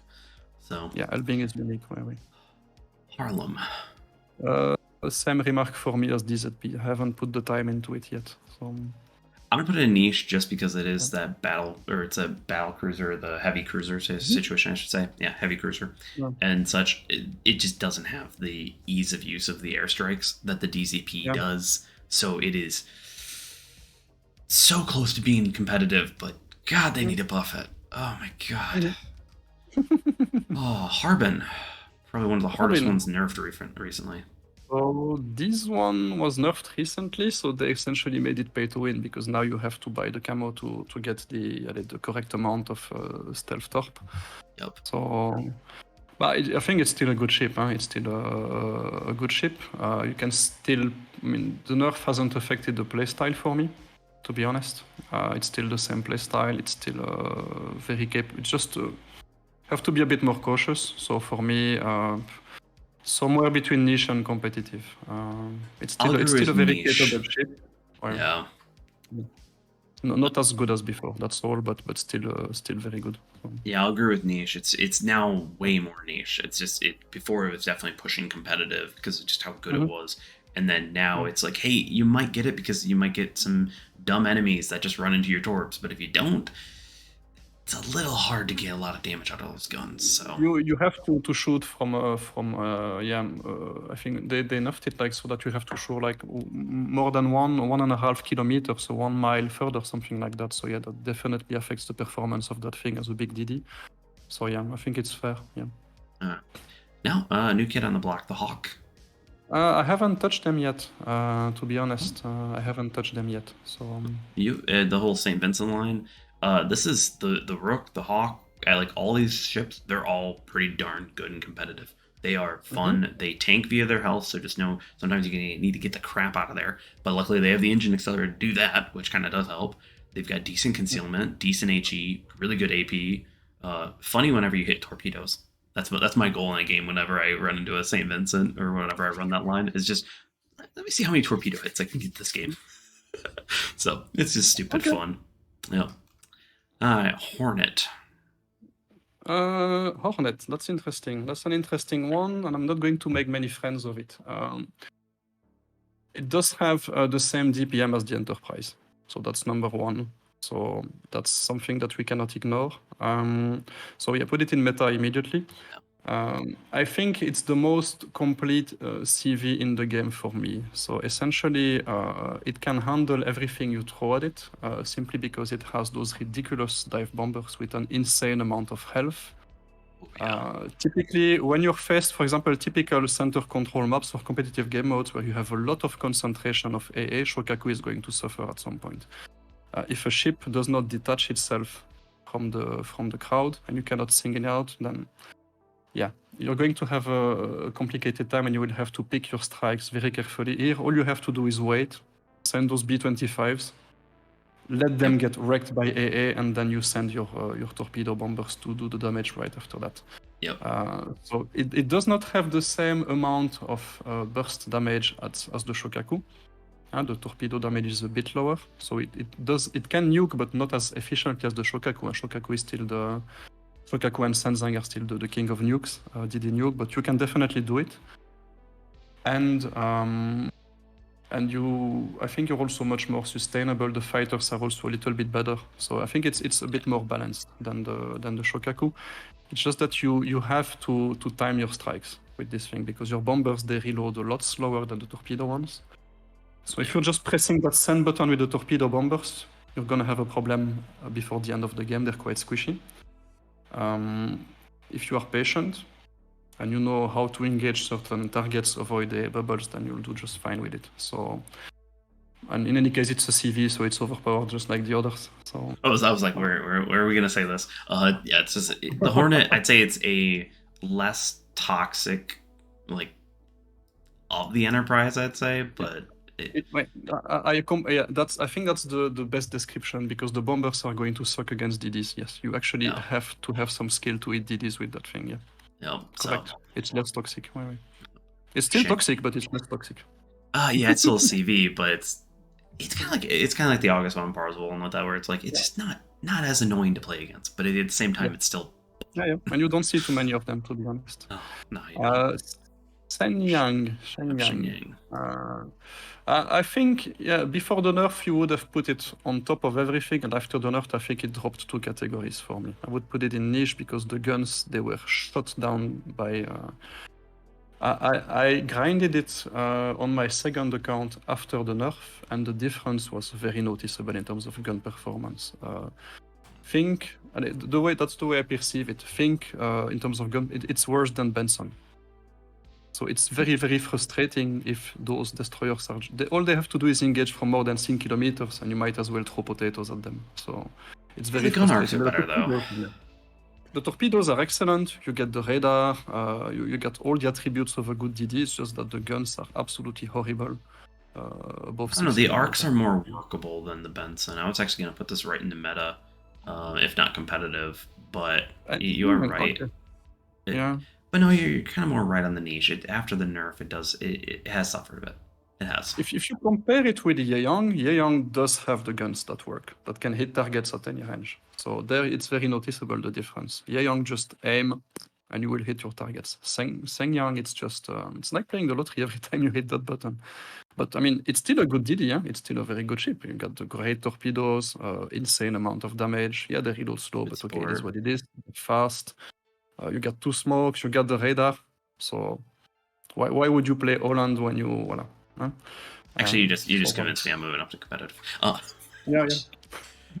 You convinced me. You convinced me, even though you're saying niche, but you've convinced me. No, it's a good ship. It's still the nerf did hurt it. It was gonna be a meta, but no. Well, since I know you don't want to handle this ship, I'm just going to handle this one for you. Ignis Brigatio goes right into Degrad Y. Don't just bet it. It's a piece of crap, and this is another one. Okay, it's a fancy piece of crap. Okay, that's good. Perfect, awesome, implacable. Implaceable. Competitive as well. Huh? So competitive as well. It's a CV. We know where they are, but it's well balanced. It can do a bit of everything. It's just that the fighter performance, it's just the worst at tier 8. So it's Yeah. just it's very difficult to shoot on anything with them, and so that's Thank you. my problem with it. That's my problem with it. So, but for the rest, you can attack DDs fine. You can deal with battleships fine. I mean, number of No. squadrons is manageable. So. Okay, now let's talk about the worst piece of here. I'm just gonna put that right there. No, I would put it in competitive actually, because there are two things that you have to know with the Indomitable. So it's the worst DPM of all the CVs, tier 7+. That's number one. So the damage potential of that thing, it's fairly limited in comparison, for example, with the two ships next to it, Enterprise and Hornet. It's like half of it, roughly. So concretely, if RNG is not on your side, you're going to suck. You cannot do anything against DDs. Test it for yourself. Just focus the first DD you see in a game. It will take you between 3 and 4 minutes to delete it. So it's just ridiculous to... You cannot do anything. If one of them decides to YOLO you, it's over for you. So it's bye-bye. Because it's strictly damage over time. It does not have any alpha. So if a ship decides to YOLO you, bam. But... What? Come on, Nick. It's 4 clicks. Or it's 6 clicks. This is...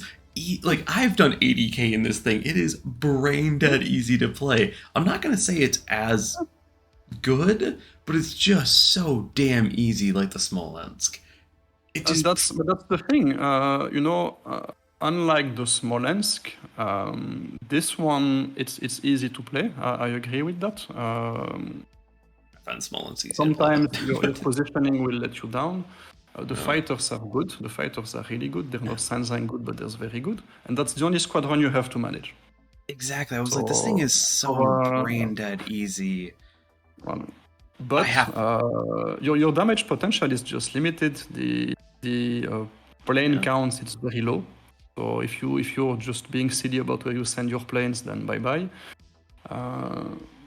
It's hard to counter. I think it's a good counter. If you're a non-competitive player and you want to counter competitive player, that's the ship to do it. Yeah. That's why I like it. But it can be very frustrating at times. Because you're seeing that ship sailing towards you, and you cannot do anything to stop it. You're sending your planes, beep, beep, beep, beep, beep, beep, beep, beep, beep. Okay, you've dealt 5,000 damage, and the Bismarck is still looking at you like fresh meat, and then. Yeah. I'm gonna keep it in meta just because, good lord, this thing is easy and it's annoying to play against. I don't know why. For me, I always get triple fired on. Like, it's just people just get lucky on that, and it's so annoying to play against. But yeah, you are right.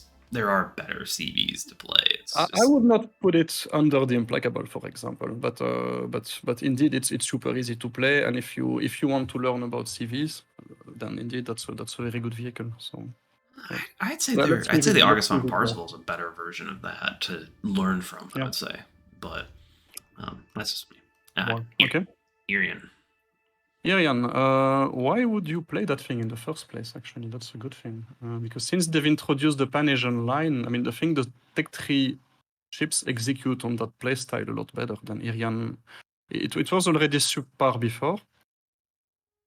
Now I don't even see any reason to use it, to be honest.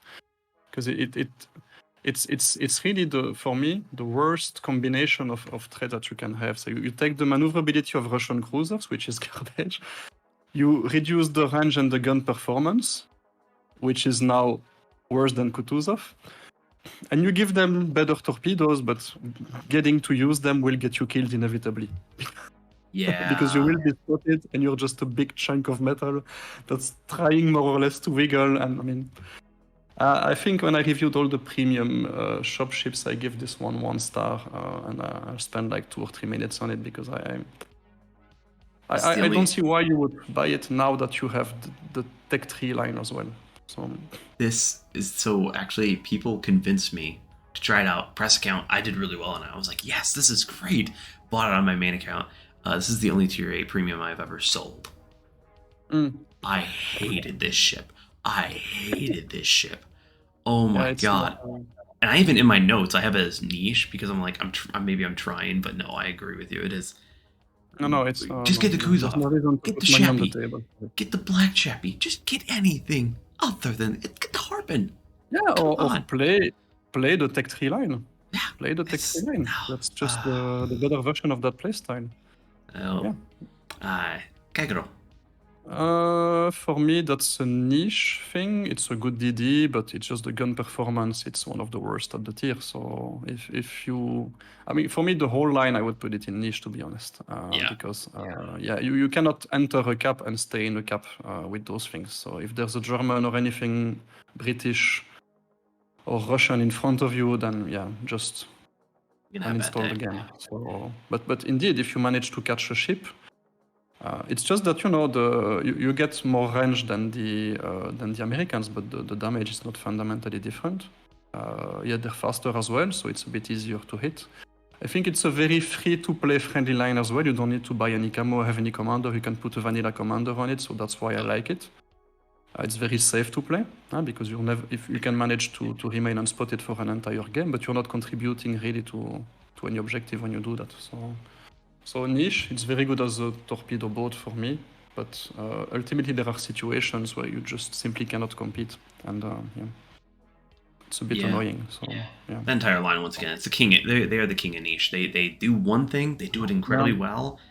Outside of that, not so much. No. So Kansas. Yeah, I'm reviewing my stats, and the gun DPM it's on the lower end, but yeah, it's turret rotation 10 degrees. I mean, as soon as you start turning with that thing, you lose your target, and then Then again, Nick, I do have to say, with the Kagero, the guns do exist, people, so use them. There's so many. If you get them on target, they're decent. But if you're in a turning battle with a DD, you've lost already. So it's over for you. Pretty much. But at least you should use them just a little bit. Come on, you have them. You have to use them. You have to use them. Kansas. It's not my kind of ship. So I like fast ships. So I reviewed that line once and for all for my subscribers. Don't make me touch it anymore. The video is there, you can watch it. It's okay, I'm not touching it anymore, so voila. But it's a good ship, it's just 20 knots. If you need to get from point A to point B, that's all you will ever do in the battle. So for competitive center control epicenter, it's amazing. Oh yeah. For base capture, it's a bit limited, I think. So voila. I'm gonna say competitive, it's voila. I'm going to say less than the Black Kansas, though, because the Black Kansas has that additional scout plane that allows you just to get in those situations out of where you're like, crap, I'm just too slow. The battle's running away from me. Black Kansas can kind of at least a little bit further. With the Kansas, you have that slow speed, but it is a good slapper, and it is very funny to just dumpster some people with those guns. It is an amazing slapper, but I remember, I think on my guide I made a guide on the 3 ships of the line when it came out. So this one, Minnesota, and then Vermont. And you see me actually trying to catch a Lexington going backwards. And I simply cannot catch it. So Yep, it's just slow. It's tier 5, it's fine, but at tier 8, it can be a bit complicated. A little more rough. Alors. Oh, kid. Besides the horrible jokes that came from my stream that I literally had to pull the stream down because we were making so many. Literally, FBI was totally going to come after us. But the kid, I'm just going to put in, dear God, why? This is just the worst Benson. Do not touch it. Do not. I mean, the guns can actually hit something, but I would say it's the worst Cossack in every possible way. So that's for me. That's if you're trying to replicate that play style in the American line, you should make sure that the guns are actually a lot better than the Benson and not just marginally better. So it's just don't touch the kid. Don't catch. No, I really don't see the point of spending money on it. I think the final Amagi class, or no, there's one more, but the key. Oh la la! My friends made me promise not to trash it, but I have to trash it. So I'll trash it with you. I'll trash it. How much are we trashing it? Yeah. They told me you would. And the problem is, when it came out, it was sold as a better protected Amagi.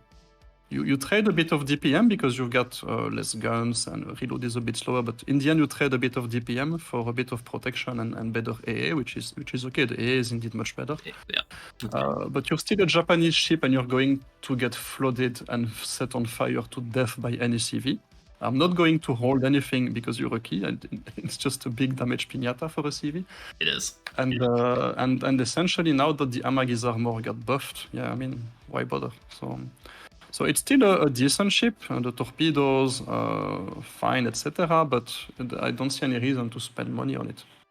So, yeah, I put it in playable just because I'd say it's the same as Black Amagi, where it's just kind of it has something going for it, but not much. No, yeah, exactly. So, that's a fun one. That's a fun one. La Fantasque. Yeah, fantastic. I think it's where the French line really starts coming into their own. Absolutely. I think it's the right transition between the garbage tier 7 and then the interesting last ones. I still have to lose a battle with it. So I think it's very good at executing the flanking, sneaky playstyle. It's very good at that. And it's not even edited. I have it on my second account, actually. How far are we going with that? But I'm not sure I would put it in competitive because getting in a cap with it will get you killed. So you really depend on your team for these ships. I cannot be as influential with this as I would be, for example, with a Benson. I can be an asshole. I can surprise people. I can really play map awareness, if you see what I mean. Yep. And execute very well on that because you can reach 50 knots with it, something like that if you have all the gimmicks.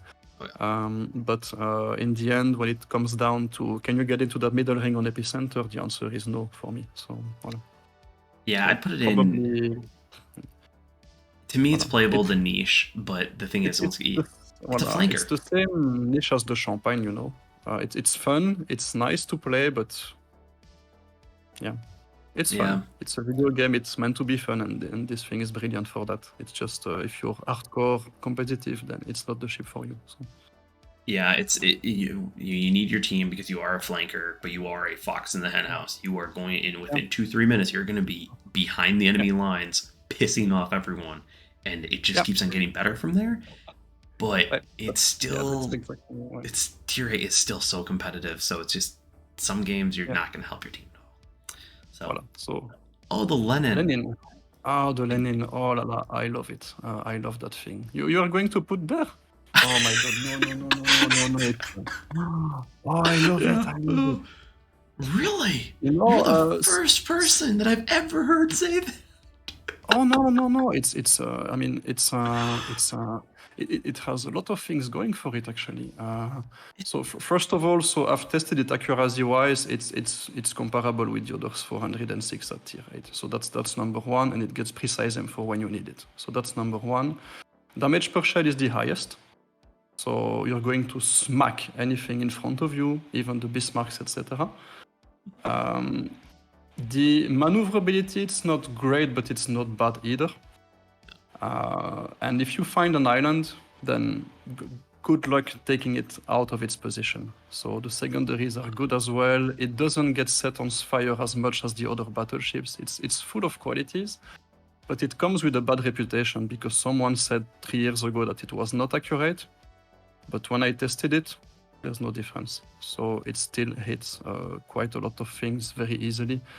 And yeah, I mean, of course, if you shoot it at 13 kilometers. So is it the most interesting playstyle? Maybe not, but for me, I enjoy it, and it's beautiful with its white. Don't know what the name is, Glorious Revolution camo or something like that. So it's really beautiful. Yeah. But so it's also quite tanky, by the way. Oh yeah, that's quite tanky. Yeah, it's quite tanky. Yeah. So for me, honestly, and especially if we compare it with the other Russian battleship at the tier, for me, I put it not in the meta. That's because that's not the case, but somewhere between competitive and niche. What's holding it down for me? It's the speed. So it's the speed. It's pretty average.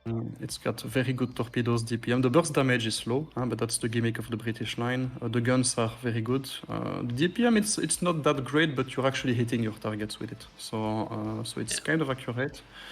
You've got the smokes. You got, I think, 3 or 4 get out of jail for free cards, something like that.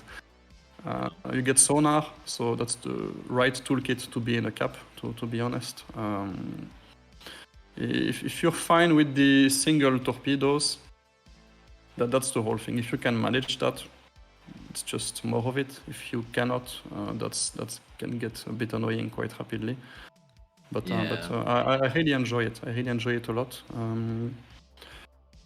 I think it's just a solid all-rounder. You get A as well. Okay, you're not going to scare a Shokaku, but you know. But you're CV-proof. You're super maneuverable, so you're CV-proof. So yeah. Yeah, and a lot of time it's because you have DFA. As much as it doesn't really have great AA, the thing is because you are so nimble, the CV sometimes stays around in your area long enough where your AA kind of does something. So it's there. I wouldn't say it's better than Black Lightning. Black Lightning is definitely more high competitive, low meta. For me, Black Lightning is the better version, and I can put the legendary commander on it as well. So without sacrificing anything. So yeah. No, I agree. Does it make us want to move the Black Lightning out to meta? That was my take on it. Yes. Okay, I'll agree. Okay. We don't have too many DDs up there, huh? We only have the Cossack, I think. No. Yeah, we just have the Cossack. Yeah. Okay. We'll move it back. We'll move it up and like that. Low Yang. For me, it's a better Benson, to be honest. For me, it's a better Benson because you trade your AA, which is not super useful, for a sonar, which is useful. So you still get the crappy guns, but you retain the good alpha of the torpedoes. It's still a pretty big alpha strike for torpedoes. And it remains maneuverable, it remains every bit as agile as the Benson. So yeah, it's a solid package, I think. Yeah. Oh yeah, Low Yang, it's just good. I don't know. It doesn't really ever home. It's just good. But I think we can mines. I don't know how to say this ever, but either way, I'm just going right in the middle. This is the best German cruiser. It's so good. I would have put there before the nerf, because that thing was definitely nerfed at some point. And when it was released, you were full penning West Virginias at max range, so with that thing. And then and it was incredibly easy to get big calibers and high damage game. Now it's a bit less easy, but it's still a very capable ship. I just wouldn't put it in the meta, mainly because you kind of need a dedicated commander for it as well. So it's kind of its own skill set for the German line, so it's a bit annoying. And it's still a light cruiser with the skin of a heavy cruiser. So if you make one bad move, then you're going to pay for it. But it's a very good ship, much better than Hyper, Eugen, and all the others. So yeah. I'll agree. It has kind of aged. It has. Okay. Yeah, definitely high competitive low meta.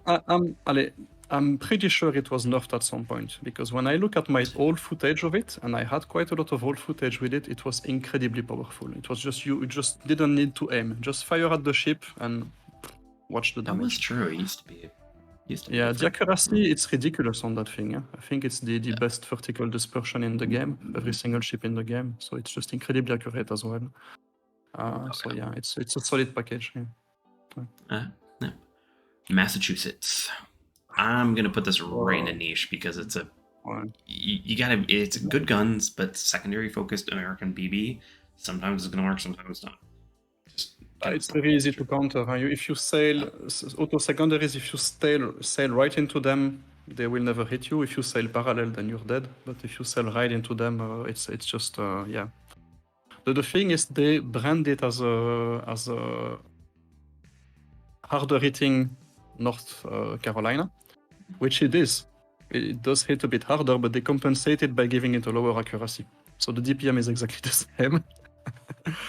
And I would say if you have the Alabama, there's no reason to play it in the first place. So it's not bad, but I wouldn't spend any money on it. And the auto secondaries, if you meet a DD player that knows what he's doing, it's not going to end up very well for you. So yeah. And I still have fun in it. So if you want to have that, that's Niche is basically all I fine. can say. Niche is fine. Yeah. Yeah. Maya. Maya, I'll let you put it. Niche. Oh, So it is a AA focused Takao class. The one thing that I will say, because it's Black Takao is best Takao, that's just basically pure plain simple. This is the Takao that you play with if you are playing in a group, because then you add a little bit more support than just being the regular Takao, or even Mogami. It works a lot better in teams because you have that long range AA. But where are you thinking? Because you seem to be Oh way yeah, different. I would put it in Dear God Why, to be honest, because it's a Takao that's missing a turret. Yeah, but that It's turret is simply always on the wrong missing a damn turret. side. So are you really using it? Really? I've used it, and I wonder if it was the ship of me, because they call it the king of floods and fires and floods, but the thing is, it's worse than the Takao on every single aspect. So. Oh yeah, no, they market that ship wrong. They market that ship wrong. It gets the better AA, that's certain. Yeah. But you're still going to get whacked by CVs, and what it's really good for though is if you pair it with something else, because it has insanely good long range AA. So it's more about being next to someone else. If you pair this with per se a DZP, or you pair it with something else, you all of a sudden you're long range. They don't even land. Oh, but I mean, I'm just comparing it with the Takao, and indeed, HE DPM Takao 38,000, that thing 31,000. So yeah, it's fires per minute. It's even lower than a Belfast. Yeah, the torpedoes, it's the same performance, so that I agree. But you're essentially missing a turret, and you get what? Marginally better A. I mean, your A large caliber, it's 170. I've always felt that's pretty good. Maybe I haven't played it in a while. But yeah, it's still fairly average for tier 8. So the small caliber, it's good, 237, but 170, to put things in perspective, that's worse than the Tallinn. Maybe and that's comparable with the Hipper. That's actually worse than the Hipper. So yeah. Okay. You got me. Okay. Put it in playable, but honestly, it's struggling. Okay. Marketing, Wargaming is not marketing it correctly. It's not the king of fire and floods. It's just a Japanese ship with better AA, which by the way is worse than the other line that was released recently. So yeah. If you want a ship with good torpedoes, good fire chance, and good AA, I can think of another candidate, but. I think I am overvaluing the Maya. You're making me rethink everything. Yeah, take a look at it. Yeah, look at it. Yeah, it's like the Lennon. God, I really want to look at that one again. I'm just like, I'm going to check because I still had in mind that the A was a bit better than what I've just saw on my stats sheet. So maybe there's a mistake there. But I'm going to check it while we speak, because I wouldn't think it was as good or bad as the Hipper. So. Which is not known for its A. So, but let me. I'm going to check it. Kutuzov is the next one. Huh? Yep. Mikhail Kutuzov. I'm gonna put it. I want to put it in niche a little bit. Mm-hmm. Yeah, but there's no real reason to put any money on the table for it. Huh? It's worse than Chappie in every possible way. I mean, you get a smoke, but you're just a big fat thing that fires every 5 seconds in a smoke screen. You're just gonna get deleted. Yeah, it's a safer Chappie. That's what I like to say. It's got no button in with that. I enjoy it, but yeah, no, I can't. I can't bring it on a niche. I can't. I'm confirming that the large caliber A of the Maya is garbage. So what Okay, you know what? No, okay, never mind. Never mind. I'll just put in Dear God Why Maya. Yep. Okay. But you get the A skill, so voilà. So that's probably why you get a better performance than the other way. But I mean, yeah. So put it in playable. It will be fine there. Yeah, it is still a cow class, which has a lot of power to it. But yeah. Yeah, I agree with that. Mogami. I'll put it in niche. I think it's a good ship. Overall, it's a good ship. It's got a very solid performance, but it struggles on certain map types. It's for me. It's if you want to know what feeling the Zao will be like play the Mogami, because it's exactly the same playbook. It's just a lot of guns, forwards, backwards, limited range, excellent torpedoes, and you have to convince the enemy team to follow you. Because you have to twerk if you use those torpedoes. You cannot use them going forward or even turning around. And it's very good at that. It's very good on open maps, but on confrontational maps, center control, epicenter, it's complicated. And if a CV wants you dead, you're dead. Pretty much. So Mogami. For me, it's a niche ship, very much making dependent. But for me, though, I'm not gonna lie, Shimamoto is just better. Like, now that the Shimamoto is here, I used to be like, yeah, Mogami's niche. It's gonna work sometimes. You gotta kite people and everything like that. Shimamoto's got 360 degree turrets. So I'd argue with Dear God, why? You have a free version that has better everything on top of it. Yeah, the Mogami I think it's lower in the water, I think it is, so it's a little harder to hit, so I will agree with that. But it's just I'm not sure it's harder to hit. I think it's more maneuverable, but it's a pretty big target. If Roma wants you dead, you're also going to suffer. Yeah. But Dear God, why? No, because it's still an insane amount of it's still an insane damage potential. That thing, it's ridiculously high the damage potential. But I haven't played the Tech 3 line enough to be able to compare it with the Mogami. But that thing was my highest damage ship on my press account for quite some time. So interesting. Yeah. I actually bought it recently. Nice. But Mogami. Yeah. It does have good, but it's just now that the Shimamoto's out, I'm just like, oh wow. Okay. But that's just me. I think I can agree with niche. Doesn't mean it's bad. Whatever. Between niche and playable, then fine. Okay. Yeah. We can just keep it there. With that. Monarch. Monarch. Yeah, that's a very, very strong ship. So for me, it's if I had to put one Tech 3 battleship in the meta, it would be this one. To be honest, if you're a free-to-play player, this is your meta battleship. It's as accurate as the Roma. It does get a much better HE. Doesn't get the precise aim, so that's the difference between the two.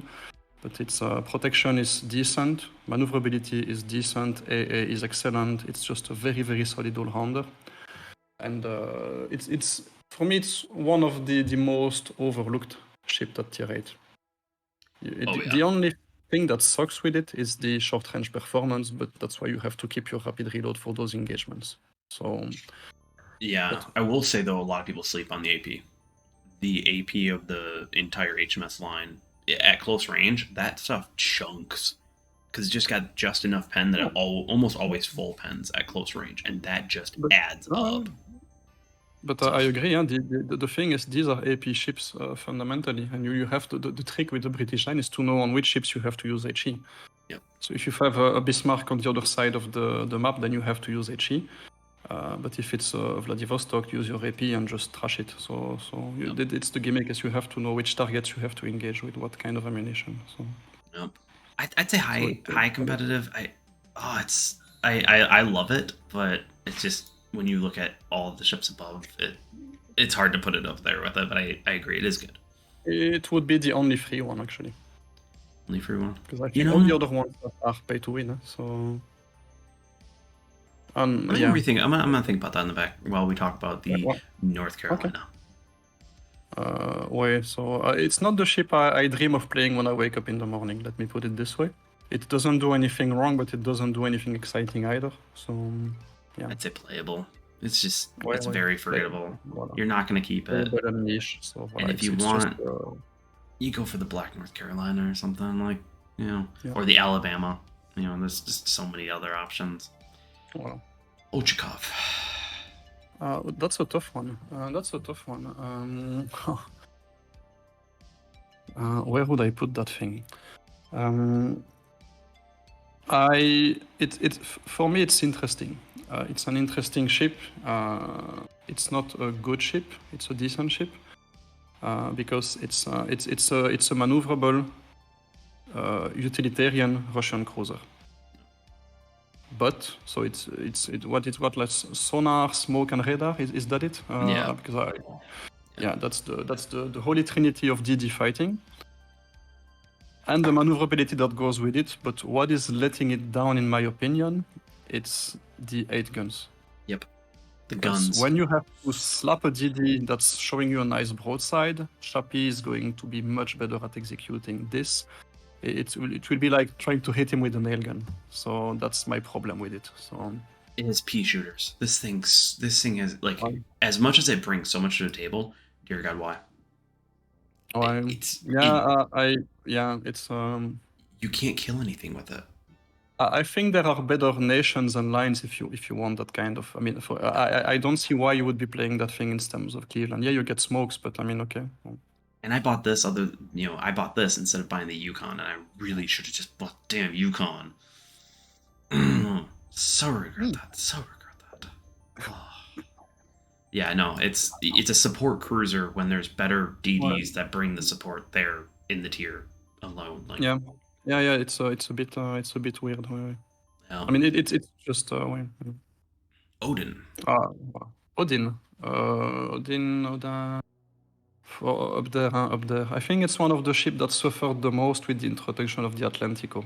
If it wasn't for the Atlantico, I would put it in meta. Yeah. But voila. It's still competitive. It's a better Scharnhorst for its tier.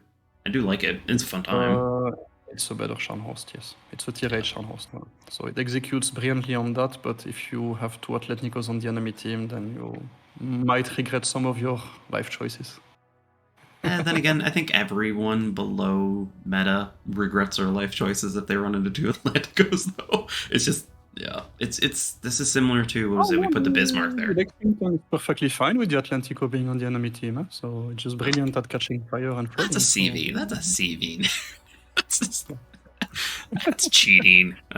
Ognevoy. Ognevoy. I actually replayed it this morning because it had been 2 years or something like that. I remember it. I do not have a definitive opinion. I remember it was very well rounded when it came out. Yeah. And it didn't do anything wrong.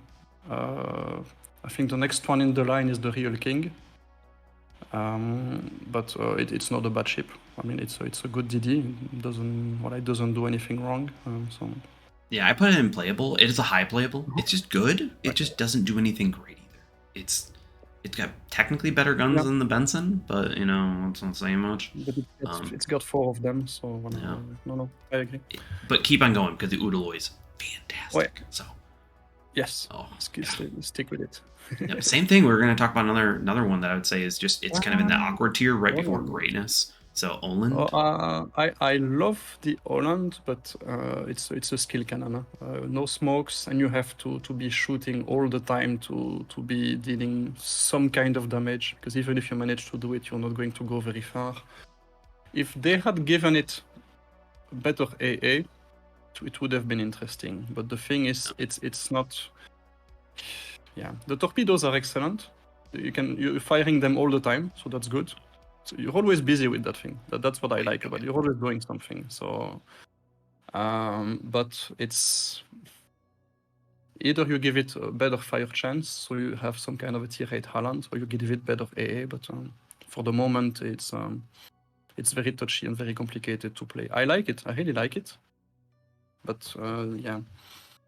To me, I put it in niche because this is once again this is a DD class. You are no longer playing a DD, and let alone you're also no longer playing basically Blitz. You're playing an MMO, and I will say this almost every time I talk about these EU line because it is okay. Who's on cooldown? Who's off cooldown? And who you shoot at? You are playing the entire field. It is a blast. Olin definitely does need an AA buff, but then again, everything buff AA1. But no, the Olin is the start, just like the Ognevoy. Just one more, like Oster gets. Oh, Oster Yachtland is amazing, and then Holland just gets even better. It's just keep going. Yep. All right. Let's see. We really gotta book it. Orkan. It's somewhere between. For me, I would put it in niche, between competitive and niche. To be honest, I don't like it. I don't see why you would pick it instead of picking the Cossack. To be honest, it gets a lot of radar. I agree, but the torpedo damage is just so damn low that you could as well remove them, to be honest. So I'm doing well with it, but I'm not a fan of it. I understand why people pick it in competitive, but yeah. I think it was overvalued For me, in competitive. I think it's overvalued. I think it's overvalued as well. I think the Cossack is definitely the number one pick. And it's only got 2 smokes, so it's certainly not unkillable, that thing. So, yeah. If you have Swirsky, this definitely pushes into meta. I think, in my opinion, it does go into that competitive because then you're bringing 3 radars, which then also come back quicker. So you can make the Orkan meta, but it's just by itself. It's just solid skill ship that the more you put in, the better it'll get. But yeah, I think I agree with you. The Cossack is just better. Ouais, for me, oui. Yep. Pobieda competitive, it's the tier 8 Kaga. It's just. But unlike the Kaga, you can actually get deep lane fairly easily with this one. Yeah. But I like the playstyle. It's really a striker / assassin playstyle. So yeah. I remember though when it came out, everyone was calling the Pope beta, like they thought it was horrible. And then I know a CV main a friend that I have, he just played it and he goes, I have no idea what you're talking about. I'm averaging like 90k in it. I'm just like, oh dear lord. So no, the damage potential is really big, and you just have to watch for ships that get set on fire or flooded on the map, and then you pick them up, and then it's 30,000 damage per salvo, no problem. So Atlantico. Okay, so Prince Eugen. Why why would you play that thing? Concretely for me, I mean it's just a more expensive hipper. Yep. It's a more expensive hipper. Why? You have to put 12,000 gold on the table, and then you get a ship that has a little bit better AP pen, but you're not going to notice it. No. And if you buy that extra camo for 6,000 gold, you get marginally better accuracy. You're not going to notice it as well. What you're going to notice is you just lost 1 precise aim charge for an AA that's useless. So I wouldn't. It's usable. Huh? It's a heavy cruiser, just camp behind, etc. Push in the end, etc. But not for the price. Not for the price. Why would you put some money on the table for it? And I mean, all things considered, 18,000 gold. That's starting to get Buffalo territory. So. Or get a free Black Admiral Hipper, which is kind of a better version of it. So yeah, I won't touch it. Let's talk, unfortunately, 2 in a row for me at least. Pietro Baganation. I'm just going to go right into Dear God Why. What is your thoughts on it? Yeah, I don't see the point. As well. I wish this was I wish it was, but the thing is with the tier 8 cruisers, if you think about it, the tier 8 cruisers, the tech 3 cruisers, tier 7, the premium cruisers are completely eating the tech 3 cruisers alive. Tier 8, it's the opposite. The tech 3 cruisers are completely overshadowing the premiums, and Shapi is just one example. All the premiums at tier 8, Shapi is just... Oh yeah. It's trash canning them very easily, and it's the same with the other classes, like Cleveland, etc. It's exactly the same. So there's no reason to pay for a cruiser at tier 8. So voilà. DZP meta though. DZP. Yes, DZP. Correct. Voilà. Well, that's exception, not the rule. So that's true. Right. Yeah. But I'll handle this one for you again because I know it's a 40k ship. Ragnarok goes in Dear God Why. Okay, that's good. Pretty easy. Now let's talk about 2 really good ships. 2 really good ships. Richie. Richie. I don't know. I don't know because I think it's one of the ships that suffered a lot with the introduction of the Atlantico. To be honest, it's still an excellent ship, but. And I love it. I love it with all my heart, but there is an Atlantico on the enemy team. I know I cannot do anything against it. At range, I'm not hurting it. At close range, it's just shitting on me all over the place, and then and wiping my face all over in it. So I would still put it in meta because it's just an excellent ship. But yeah, it's somewhere between the two, to be honest. So yeah. So I'm gonna say high competitive. Because the Borodino exists now. And the Borodino does everything that the Richie could do, but now better. It's just been power corrupt. I think the Richie maybe needs DFAA 2 or even a Rapid Reload 1 or something like that. Just something just a little bit more. It doesn't need much. It would be really in good shape because right now it actually does a lot. It's just God, the What I Borodano would does do better. is nerf the Atlantico further, and that would make the Ricci great again. But honestly, I've tried it. I've tried playing as the Atletico, different formulas, but nothing worked. There's just nothing I can do against it. It will get within 10 kilometers of me, and it will just punch me in the face. So, Yep. voilà. So yeah, it's Richie's been harmed, just like Odin, just like so many other ones. Uh, Now let's talk about one ship that definitely enjoyed the Atlantico meta. Yes, unlike Roma. the next one, who's actually still relevant and even more relevant because of the Atlantico. So this one can shit on it at any range. So yeah. Oh yeah, no, Roma was Yeah. excellent. It wasn't the best at it because I think DZPs were the best to dumpster it because of just fire damage on the Atlantico. But yeah, it's just Roma stays the Roma. It stays, and the flat firing arc, it feels like cheating. I know, right? It does. That's the San Diego. That's the American cruiser with SAP and AP. Yeah. Mm-hmm. That's the definition of a niche ship, and once you've cleared the DDs, you don't have a lot to do, I'm afraid. I'd even argue it even sucks at killing DDs.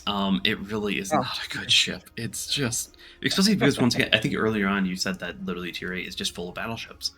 You don't really see a lot of that, where at tier 10, the Austin is just loving the meta right now. But the San Diego has nothing. I was going to call it the Austin, yes. And that's Austin is indeed. That's maybe more at the right place than that thing is, correct. Sanzang! Meta, immediately, boom. Best defensive CV at tier 8, but not as strong tier 4 tier as the Saipan. So it's still the strongest pick if you're playing in the division. It's still the only hard counter to all the other CVs, but it's not a tier 8 Saipan. It's not a strong tier 4 tier. It's still pretty darn good. Did they end up fixing the torpedoes where like half the torpedoes would go under? I think they did, didn't they? No, for me I didn't have any problem with that. Not more than with the other ships at least. Oh, okay. Because I know it was just a visual bug. Like they still hit. They still hit, but you saw like some torpedoes go under. I was like, no, it did not happen to me. Maybe occasionally, but no, maybe they did. Shimimato. I'm not sure about this one. Go ahead, because I'm not sure about this one.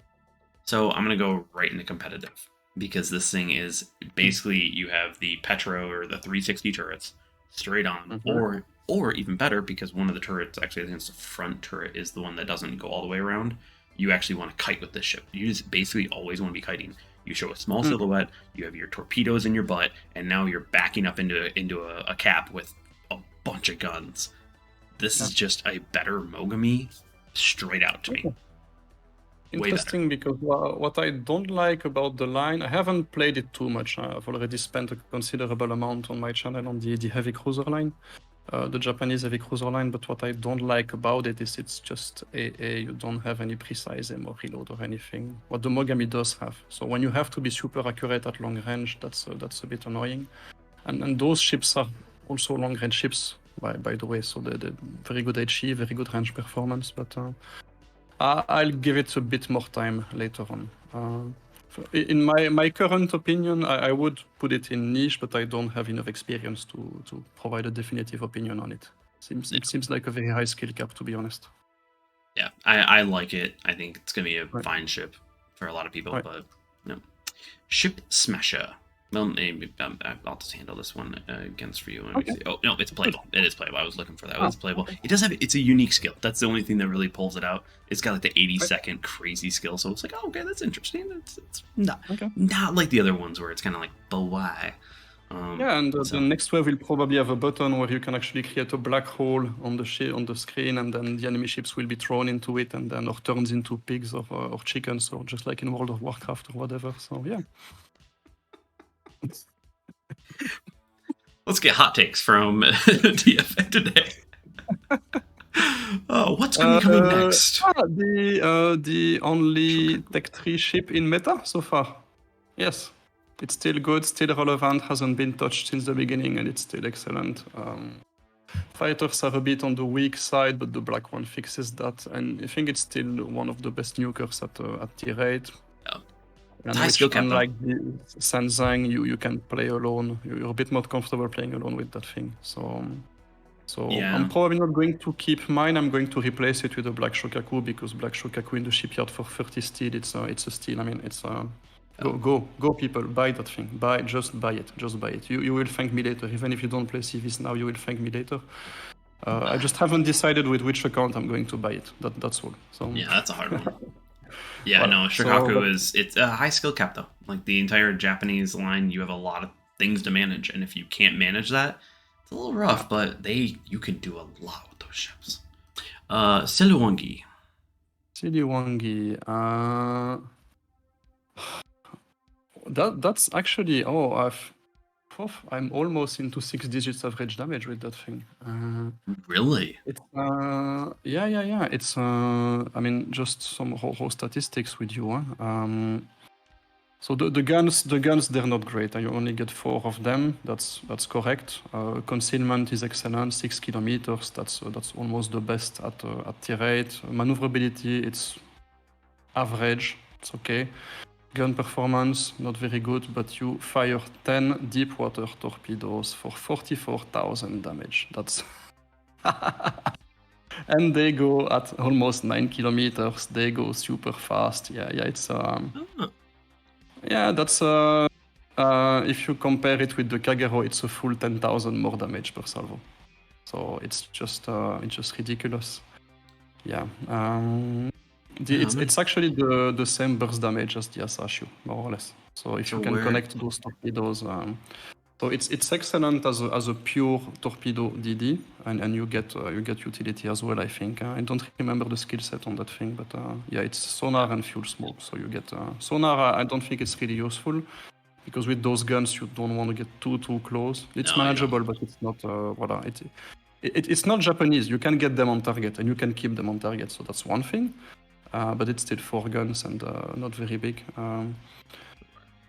Somewhere between competitive and niche, maybe niche because it's also a big torpedo boat with a bit more smoke and sonar. So, but for me, it's a good ship. I unfortunately did not have it. I was actually putting that in Dear God Why, and then all of a sudden you started talking about it. I was like, okay, probably just me. That's probably just.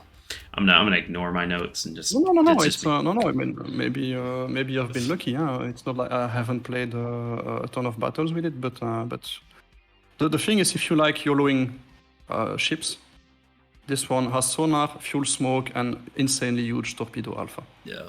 If you like those, that's a winning combination in any playbook for DDs.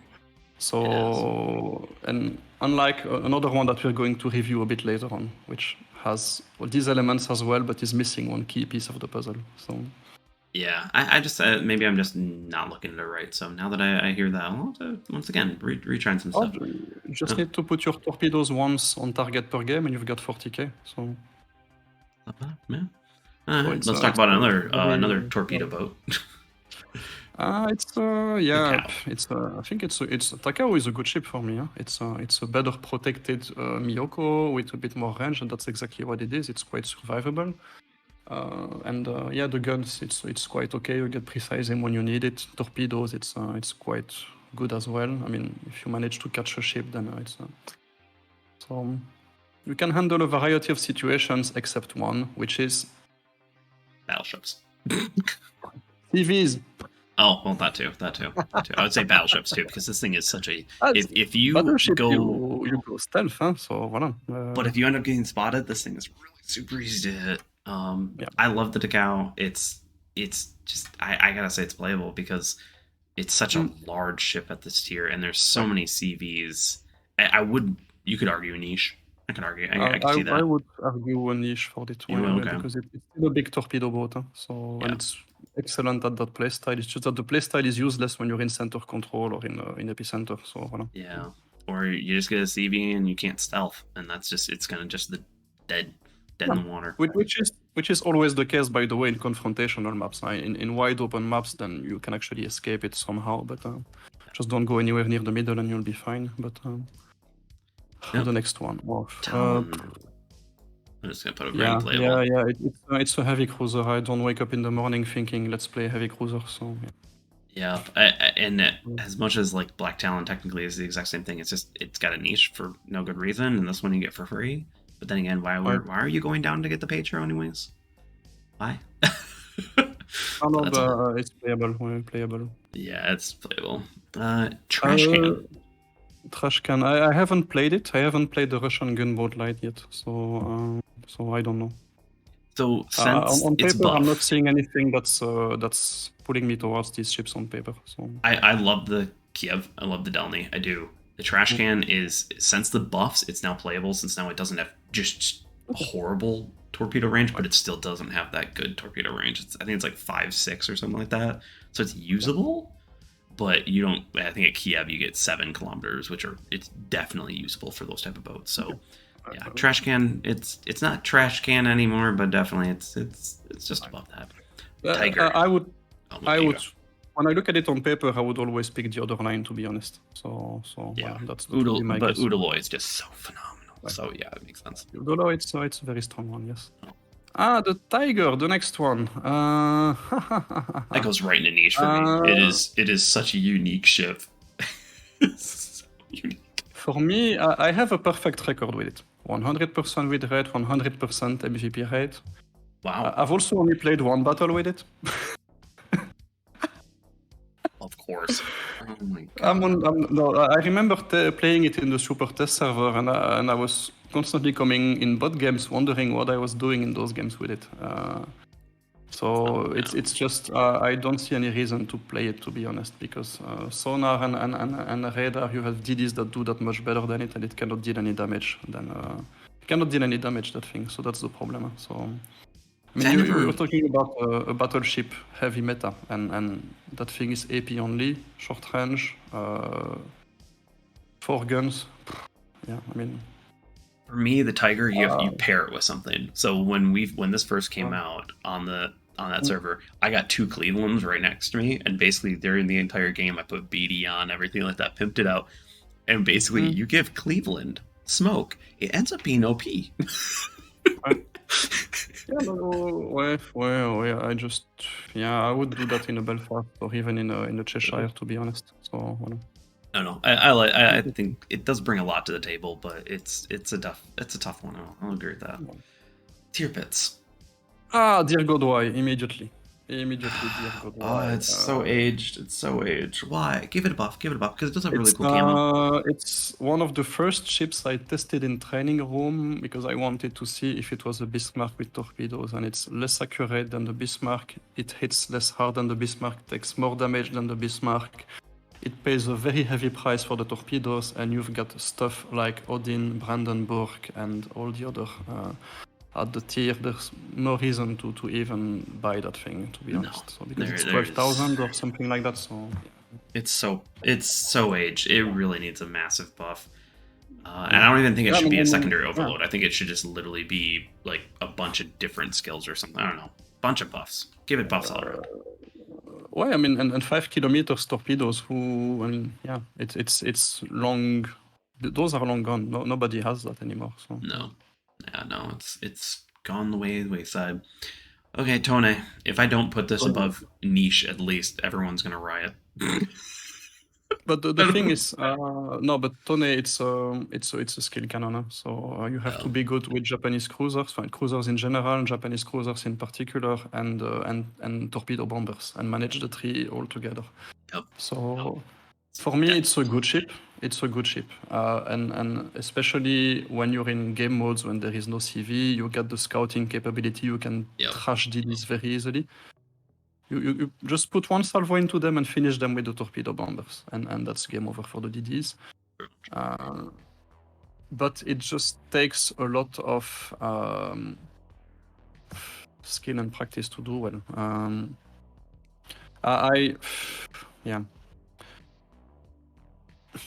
You don't have a lot of choice when it comes to tier 8 Japanese cruisers, to be honest, because. And this one, it's a tough one. I don't know.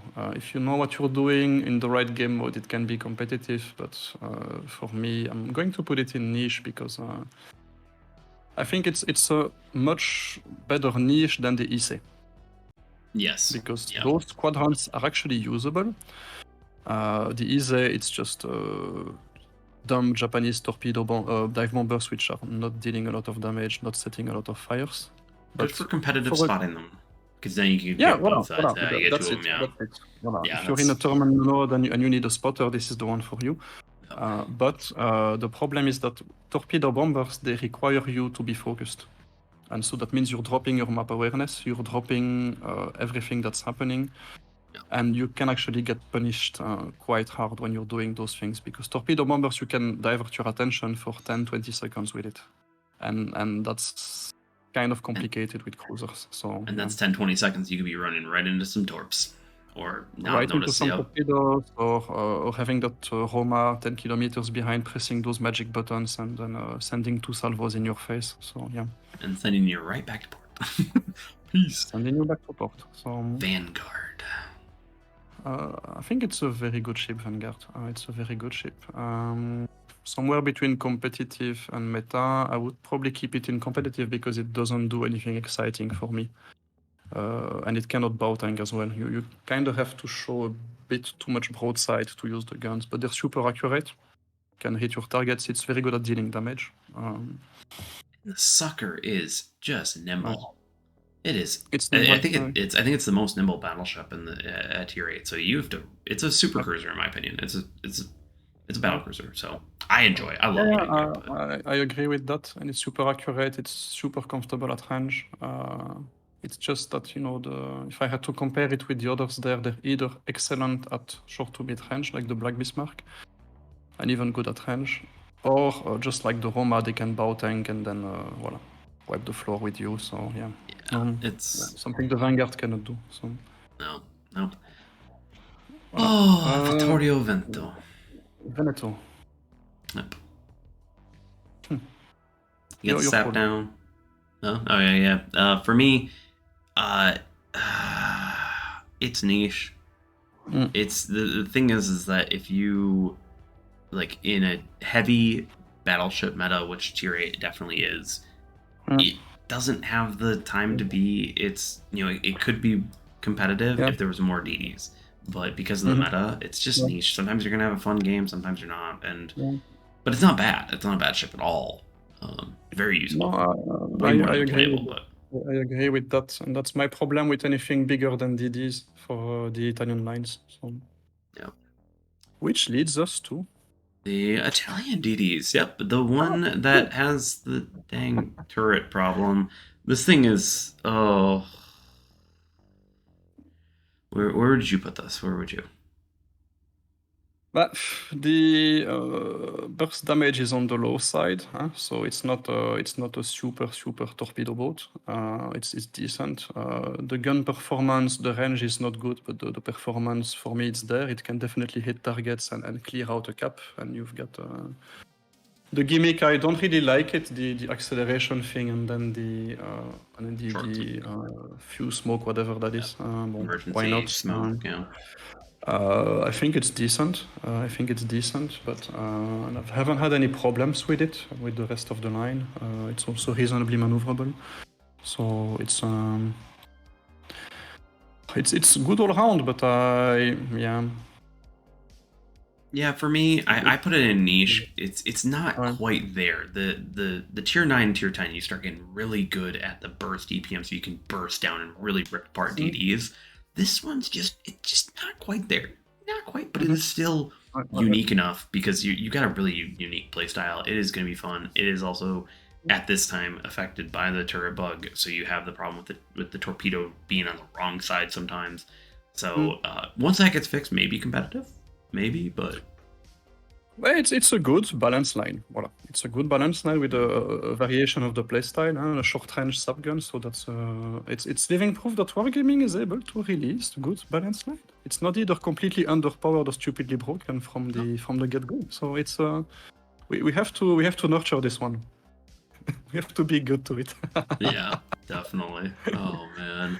Oh, we're not going to be good to the next one. Oh, for fuck's sake. That thing, that's the definition of a piñata, the Vladivostok. Jesus Christ. It's literally, I think it's, is it the worst armor at tier 8? Let me check my stats, because... Now, this has been used in competitive scenes, though. The problem is, I've seen some really good players in Vladivostok. So that's why I know it's easy to hit, because you, of course, have the massive bow that you can just pen. And that's why I put it in playable, but where are you? I'll just give you some figures here. When you hit it, I use the Alabama for training room testing as a benchmark for accuracy and damage and armor, etc. Okay, Alabama, 200 meters, relatively small battleship. I forgot to say that. That's also one of the reasons for which it's meta. But the average damage that the Vladivostok takes from a Lenin, it's 1,000. Average damage that the Lenin takes from an Alabama, 1,000. From a Vladivostok, 1,400. Champagne, 1,450. It does have a big amount of hit points, and that's what keeps it afloat. But for the rest, it's just everything you throw at him, it just takes it. So it's an invitation to get Citadel, that thing. So it's rough. I put it in playable. Where'd you put it? Well, it's playable because the survivability is compensated by the amount of hit points. But every time I see it, the thing at tier 8, when you look at the battleship, you got two categories of battleships. You've got the 38 centimeters, which are accurate, but do not have the same hitting power as the 406, which are less accurate. So that's how it evens out. Yeah. So you can play the 38s more at range and focus on cruisers. And the 406, you can hit a Bismarck at it with it at long range, and you will deal your damage no matter what. But the Vladivostok, it's the only ship with the former Amagi, which they all agree on. Let's just punch him in the face and deal full damage. That's true. Yeah, it's a rough ship. It is. It's a bit unforgiving. Yep.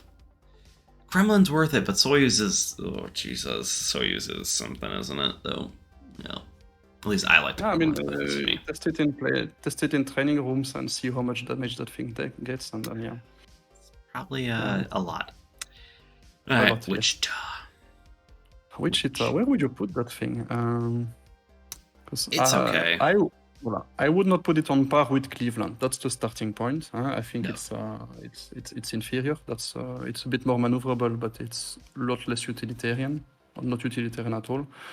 But it's still decent. You can get around things. Yeah, playable. Somewhere between playable and niche. So it doesn't do anything spectacular for me. So no, the whole Wichita, Baltimore, and even Des Moines, they all kind of need something. They need a little buff of some kind. Des Moines is fine. Des Moines is fine, but the road to get there, it's not super exciting. Let me put it this way. Wukong. Torpedo reloading Charles Martel. I did not like it. I was intrigued by it because I thought it was a unique combination of things. A torpedo reload boat with stealth torp capabilities, because your torpedo range is higher than your concealment if you're equipping it correctly. With torpedo reload, but that does not get anything to increase the damage output. No precise aim, no rapid reload. So, and again, I think scout plane is good on battleships, but on cruisers, I don't like it. It diverts your attention too much for what's happening, and you get smashed a lot while. Dear God, why? I think it's fair because honestly, it's a bit like the Irian. You can execute so much better with the regular Tech 3 line, the free-to-play line. I like that the idea. I mean, it's beautiful. I like the idea that they experiment on combinations of skills, but in that case, it's no. Yeah, I wish it was a little more interesting. Maybe, but.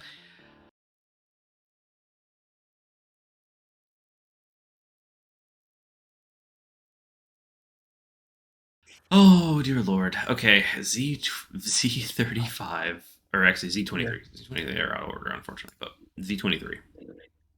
23 for me, it's the weakest of all the German DD line, to be honest. It sits between the two kings of the line, which are the Lebmas and the 46. I would not put it in Dear God Why because that's too hard on it. It's definitely playable. But tier 8, it's the tier where your 128s are not cutting it anymore. You're not penning cruisers anymore. Mike Takao is going to laugh at you, Amalfi laughs at you, etc.